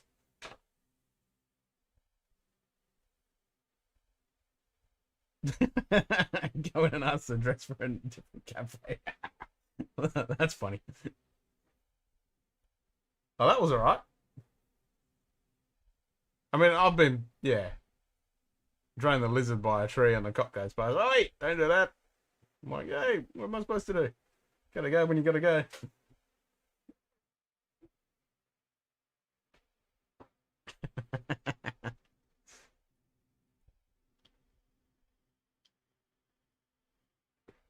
Yeah, true. I did walk into the big glass window in a service station one night. I was sober, but they must have just cleaned the window and I just walked bang straight into it. That was always entertaining. We just laughed our asses off.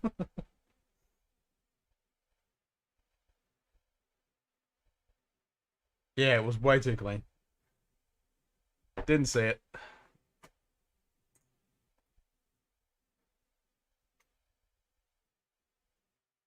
Well, speaking of lizards, I'll be back in a second.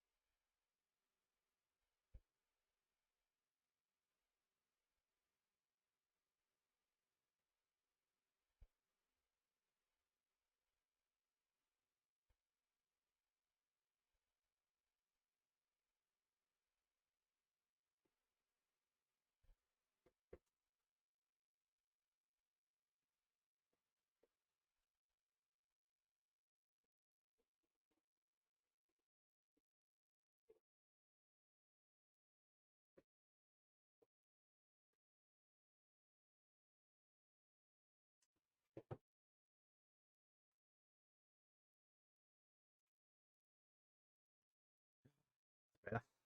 Definitely windy and raining out there.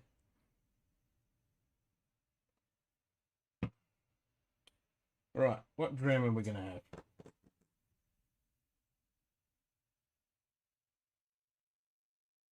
Pick a region in Scotland. What am I going to drink? Yeah, I reckon we jump on their stream, eh? When they kick off in 37 minutes. I'm keen. Brazil? Nah, a region in Scotland. I don't have anything from Brazil. No, even my rums. No, I don't have a Brazilian rum. Region Scotland as in Highland, Lowland. G'day, Cheech. Welcome back. About to have a pour. Nice. What are you pouring?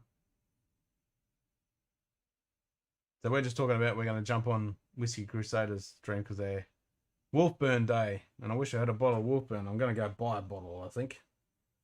I can't remember what one they've got. Glenmorangie. Which Glenmorangie? Just Glenmorangie 10? So I've got Glenmorangie Belcata, 10, 14 Quinta Reuben, 12 Quinta Reuben, and Tale of Cake.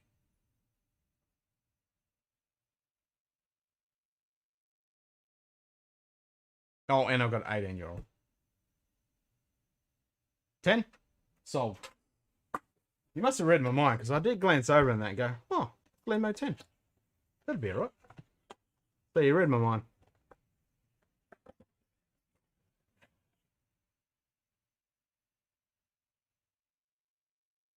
What was the island country that made a lot of rum? Jamaica?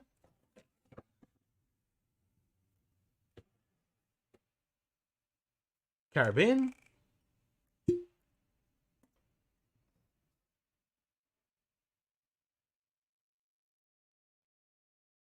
Mauritania? Mosala? No, that's wine.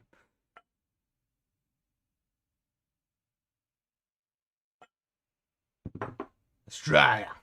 Yeah, we make some rum. Unless you're talking about Bundaberg. That's not rum.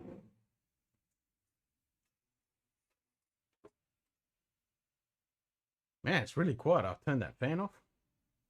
Really quiet now. Except for the fans in the laptop.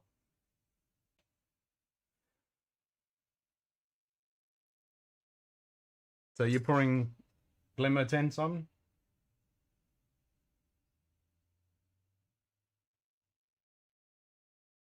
It's the first time I've had Glenmo 10.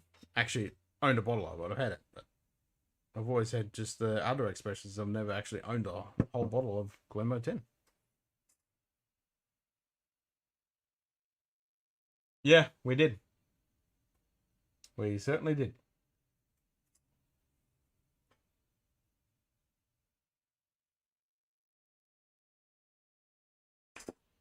Cuban. Cuba.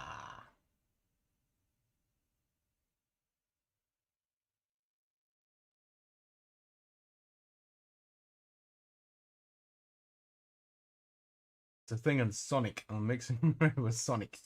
Good old Sonic. I haven't watched that movie.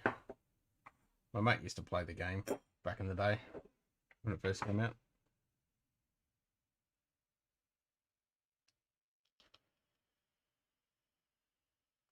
Frontier Kappa 23. Nice. Nice.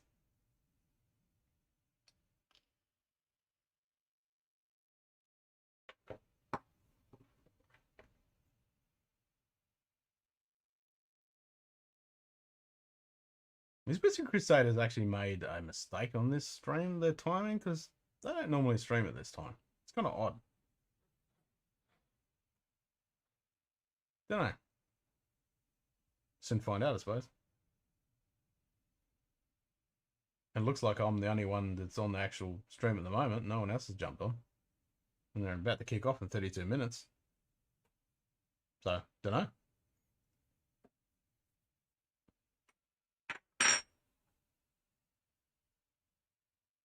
This is a great dram, isn't it?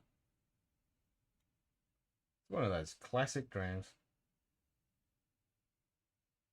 And it's really good to have this because every one of their expressions starts off with this.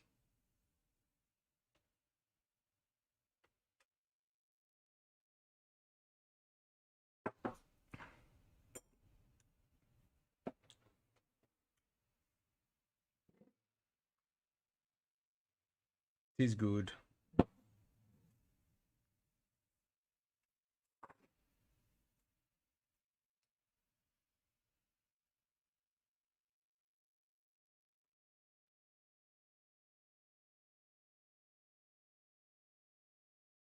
Cuban rum. Well, I had the Glen Scotia Caribbean rum cask.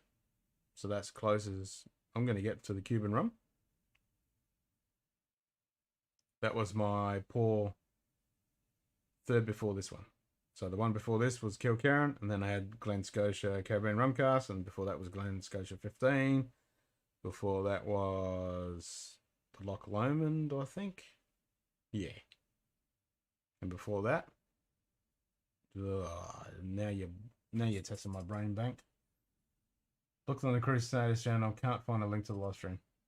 Here we go, got it right here.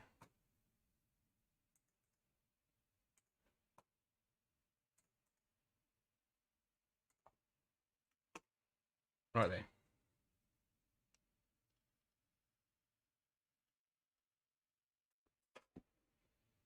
Ah, Mauritius. Yes. The Mauritian Islands, yeah. That would be a nice place to visit.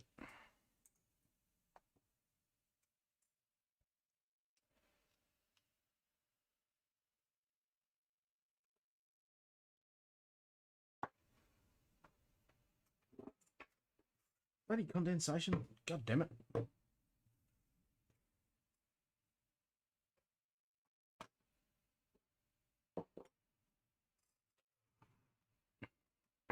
So I'll type g'day, and then you can say g'day as well. There we go. Yep, you just jumped in. Nice.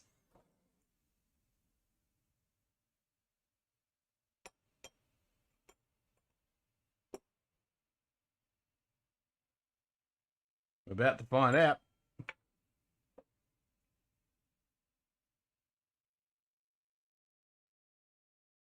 I wish I had some Wolfbat now.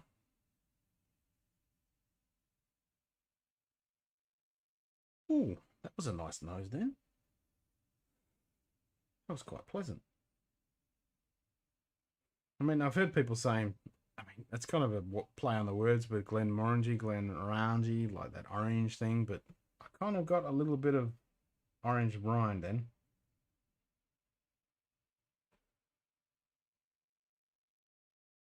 Yeah, a little bit of orange rind. I haven't really explored this much.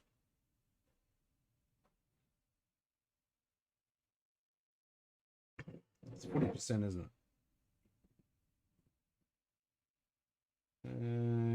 Where can't even see it. 22 drinks. Yeah, we know that. Where's the freaking ABV? Oh, there it is. Yep. Yeah, that's a 40.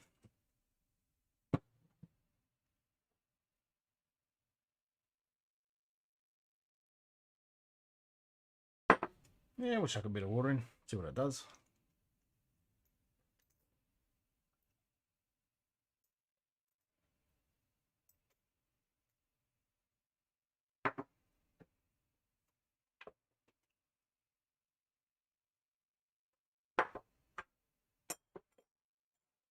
Gotta get some coins. I want to get some merch and stuff for the channel, but it's just more money I gotta spend. I bleed so much money doing this. It's crazy. Be nice to get a little bit of money just to help pay for this kind of crap.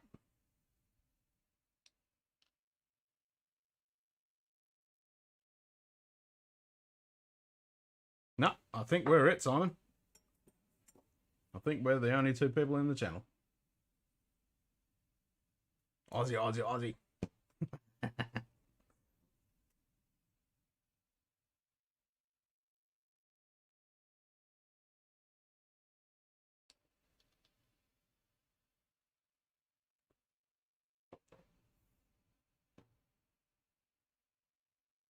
We're the hardcore Aussies. Almost 3 o'clock in the morning.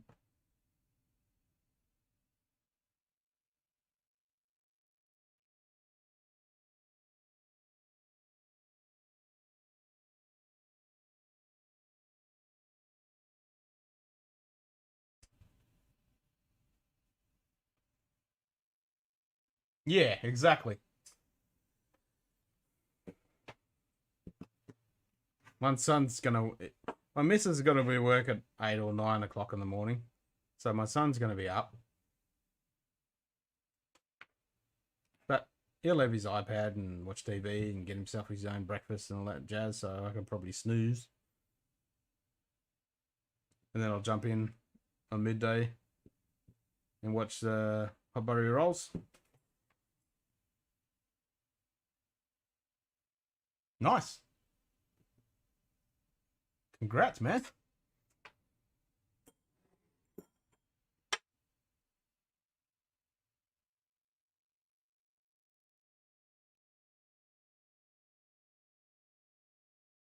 Yeah, it's kind of a weird time that they're streaming. 3 o'clock in the afternoon for them.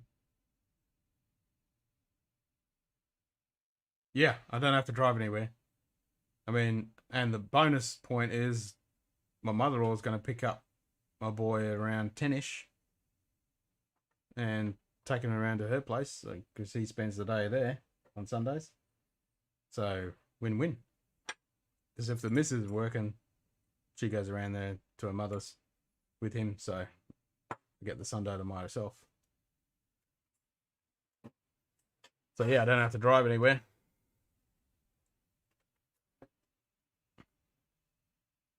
Yeah, I wouldn't be up right now if I had to get up in the morning and drive somewhere, that's for sure. I'd be punching the Z's.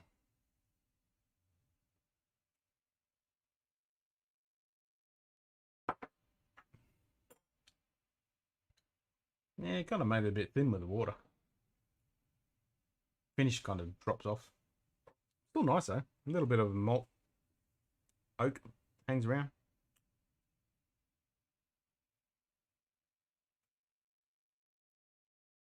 Yeah, no, she'll come here and pick him up, so I don't have to drive anywhere.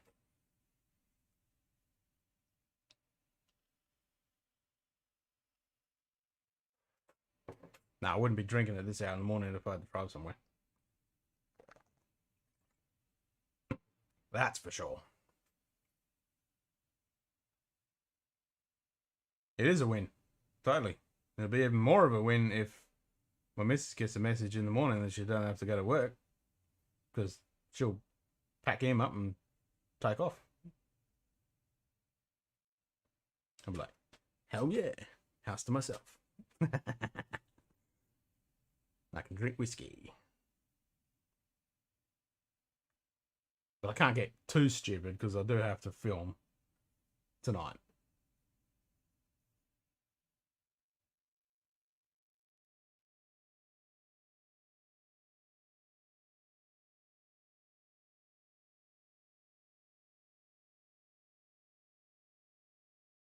But I'm definitely not inebriated in any way of the sense. Legally, yes. But physically, no. Smashing back the water.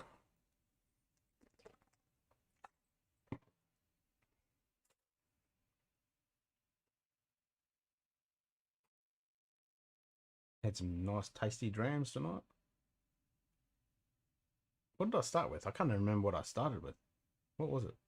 Oh, it was the tomato. That's right. The tomato when I was building the Lego. So I started with that. Then I had some of the Balcones. Lagavulin 12.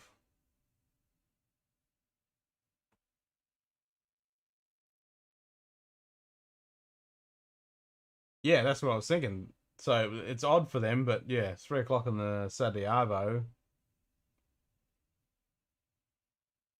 wouldn't be a problem.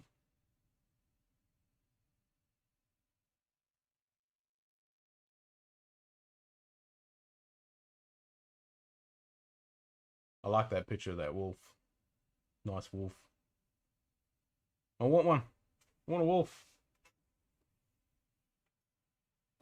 Never heard of the Whiskey Crusades? Nah, you wouldn't. That's one of the another whiskey YouTube channel.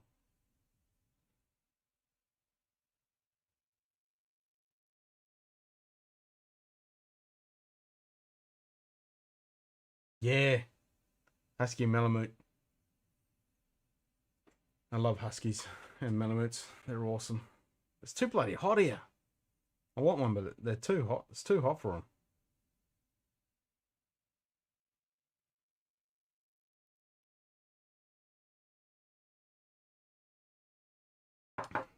It's my kind of dog.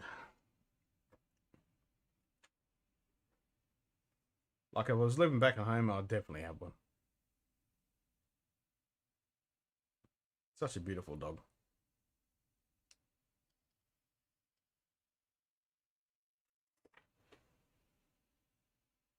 Yeah, exactly. That's exactly the same with me. Like my next door neighbor, she's got a couple of young ones. But yeah, I hate tiny dogs. I can't stand lap dogs. Like these little balls of chew toy. I mean, I'd rather let my cat eat them. They're just so annoying. I can't. Yeah, don't find them least bit attractive as having them as a pet. Nah, they're just rats. They are literally rats. Don't like them. I mean, a blue heeler, uh, German Shepherds, Huskies, Musky Malamutes, any of those kind of breeds, they're my kind of dog. Yeah, they're just mutants. They're mutated. They're just genetically breeded mutants. And if you look at like a Chihuahua, if you look at the DNA, it was really funny. I saw a thing years ago about the DNA, and they were looking at the DNA of dogs. Like the German Shepherd is close, one of the closest related to genetically to a wolf, which makes sense. And then you go all the way down to like a Chihuahua. They're more closely related to a rat, literally. So there you go. They're freaking just rat dogs.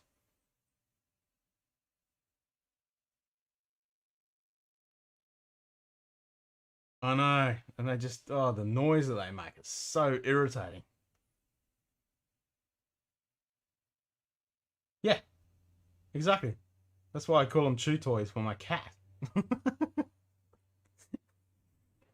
I'd rather have a cat than those stupid chew toys. Cats are more fun. No, can't stand those yapping little things. No, drive me up the wall.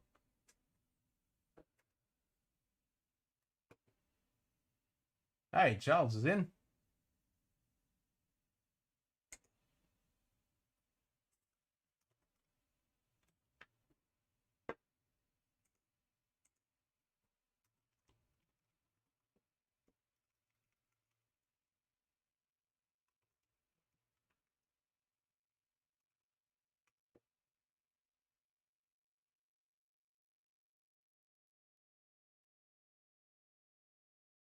So there's 3 people in there.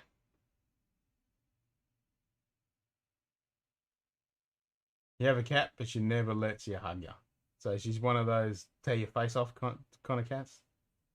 Yeah, the current cat we got, he's a bit of this and a bit of that, but I think he's got a little bit of ragdoll in him because he's got real long fur. But he's quite affectionate, and he comes up for snuggles.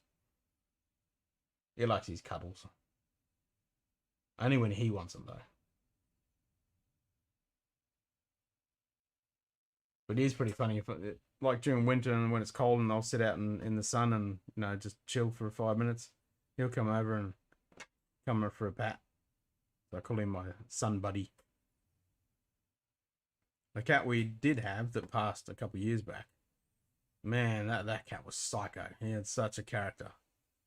It was a freaking nightmare of a cat, but he was such a character.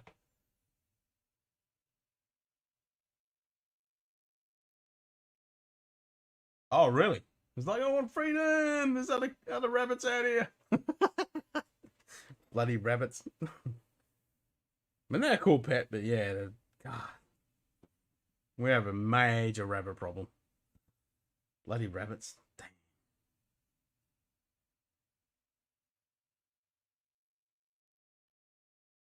Those things are everywhere.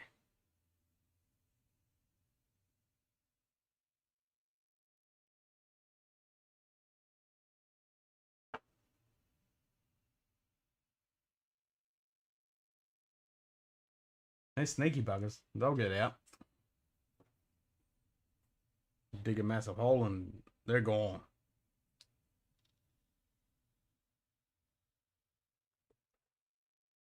My dog's like that. She's an excavator.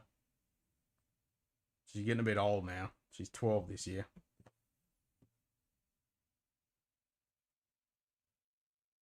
She's a Labrador Border Collie cross. Beautiful dog. But her back is all seized up. She's got arthritis and everything. So we had to give her some meds and gave her some injections. Oh, it made it such a huge difference. She's so much happier. And every time I saw her in the morning, and I was in the morning with my stuff back, and then I saw her with her stuff back, and we were just like, she's all grey around the chin like I am. Great pair.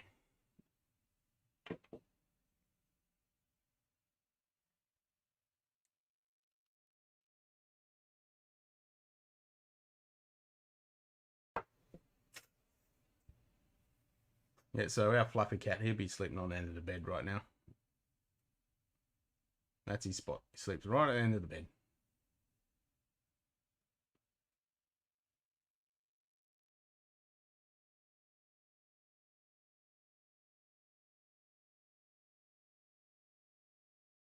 All he does is sleep. Sleeps all day. Sleeps all night. What a life.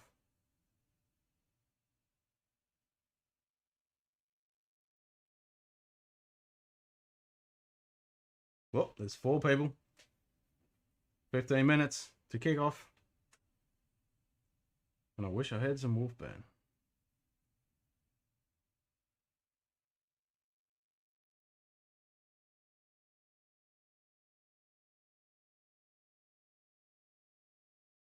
Ah, that makes sense. Yep.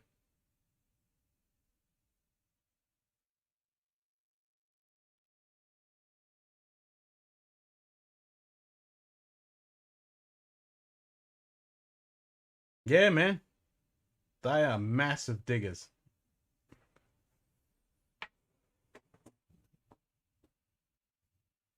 It's amazing how well they can dig. That's why, you go out bush a bit and the place is just completely trashed from bloody rabbit burrows.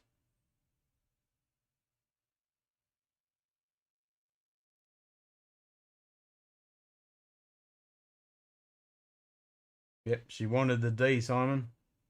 That's what it was.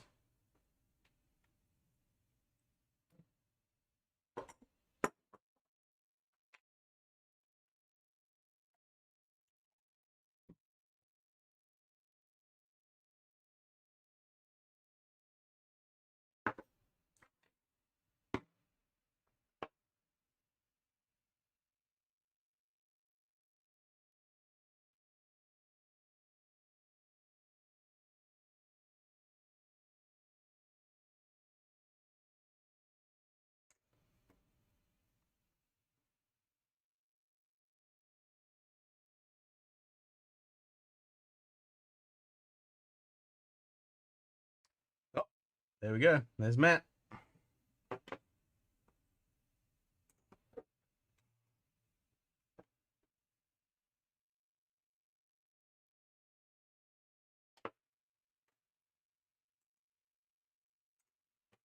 So how many hours have I been streaming? So this stream's been going for 3.5 hours. The Lego stream went for 2.5 hours. So what's that? 5 hours?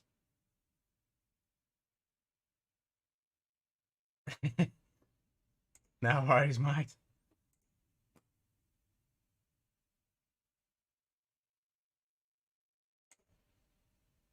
So 3 hours. No, wait a minute. That's 6 hours, isn't it?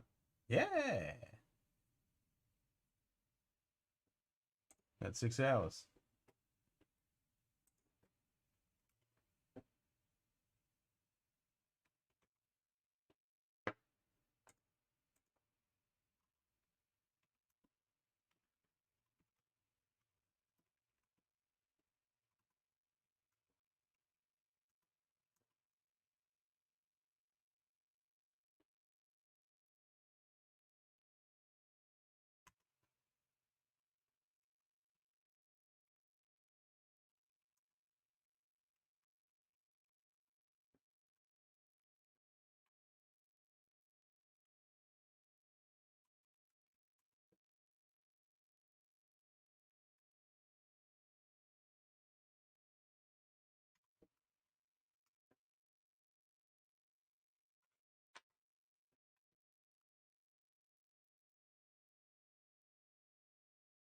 Yeah, lightning. Yeah, all the time. Have a look at my Instagram. You see a bunch of lightning photos. I love going out storm chasing.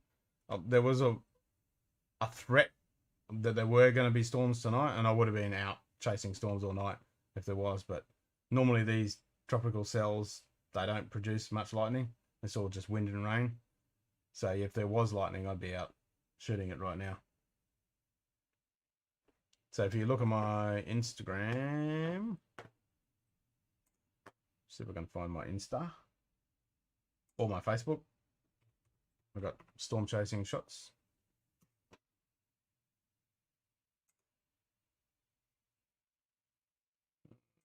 Grab the link.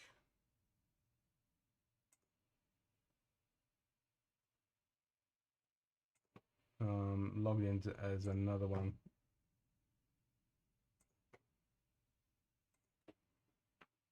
So on my Facebook, I'll grab the link.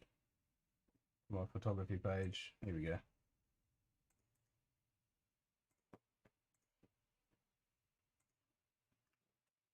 Yep. So I normally do around 30-second exposures when I'm shooting lightning.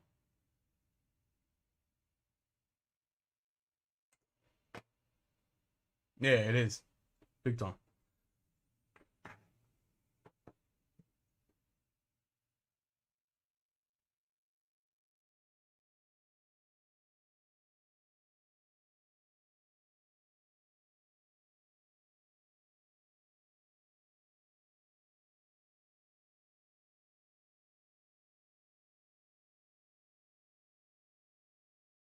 Now that's a different one. That's a different one. That's for the Scotch channel and the Scotch Facebook. But the one I just posted is my photography page.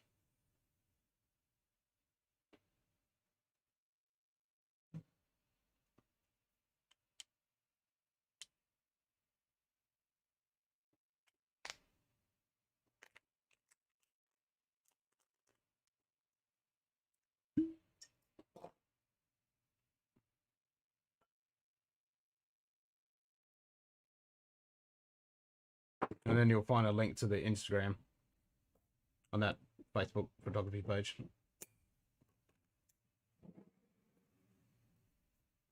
But yeah, I've got heaps of storm chasing shots on there. Love storm chasing. You love the macro? Thanks, man.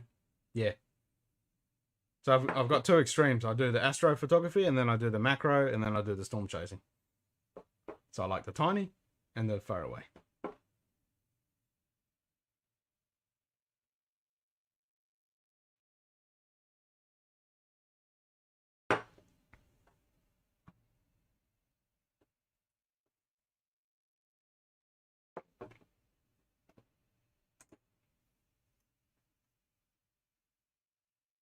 Yeah, I've actually been looking at macroscopy. So I want to get a decent microscope. I've been looking at that. I don't really want to do cell stuff. I'd rather do like real close up to insects, like macro, like super macro through a microscope, but not to the point of cells. I don't want to go that far.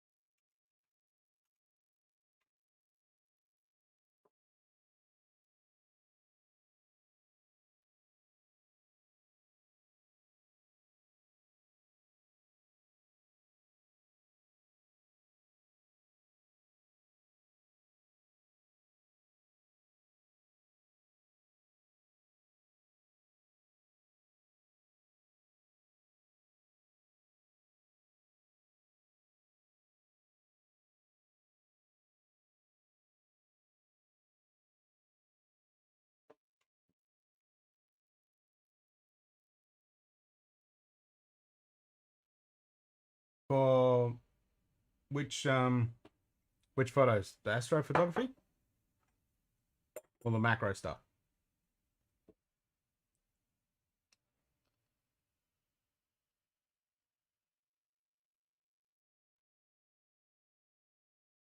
Astro. Predominantly it's stacked in deep sky. Well, if it's deep sky stuff, it's deep sky stacker. If it's nightscapes, then it's usually done in.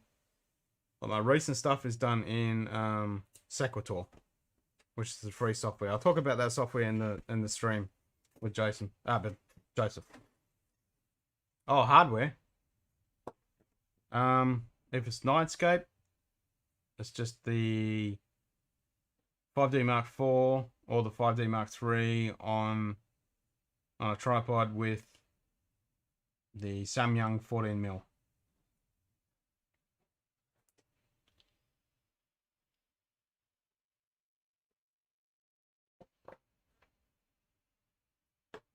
Oh, the PC. Oh, it's just a standard. It's an old PC. I mean, damn, my machine is old. I've got a 1070 graphics card in it. It's a i7, but it's like an old one. I've got 32 gig of RAM, old RAM. It's a really old machine.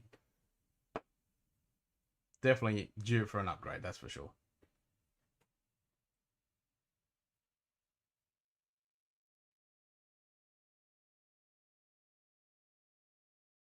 Yeah, the 1070 is pretty good. I mean, it's not a 20, it's not a 30, but yeah, good luck getting those without paying for them. The 1070 is pretty good though.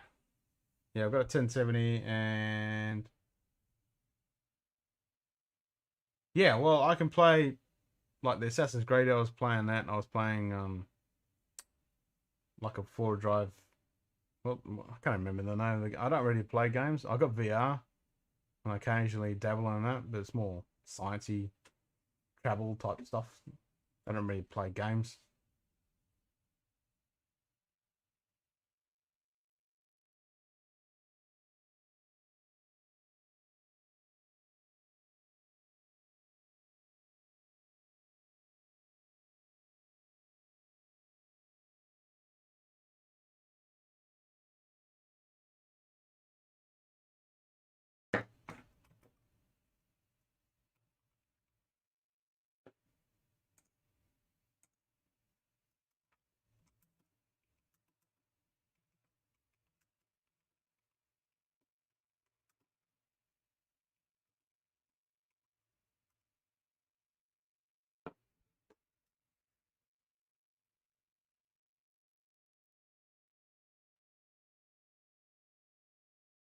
Yeah, I don't really game much, but it does handle games pretty well. And that Assassin's Creed Valhalla, that played really well. I was getting a decent frame rate on that, maxed out. And I can't remember that. It's like we drive trucks and stuff. Snow Runner, that's it. That runner, right? So yeah, I'm not playing pretty heavy duty games. So I played Snow Runner for a little bit, but yeah, I don't really play games that much. I wouldn't classify myself as a gamer, that's for sure.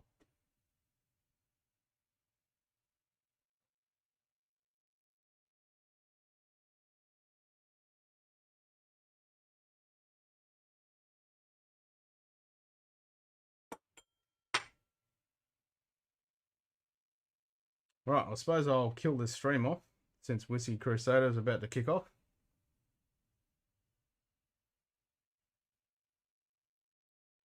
Elijah Craig single barrel, stall pick, 94 proof. Nice work, Cheech. Cheers, mate. You going to jump on the Whiskey Crusaders? We're going to jump on over there.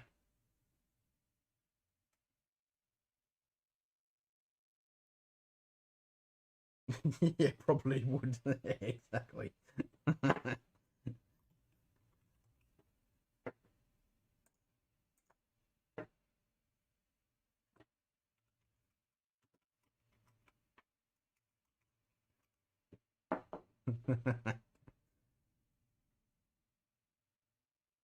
All right. Cheers, yeah. I'll see you over there, guys, if you're going to come over. If not, cheers for tuning in, and I'll see you next time. I'm definitely going to be streaming quite a bit next weekend when it's our anniversary. Until then, have a good one.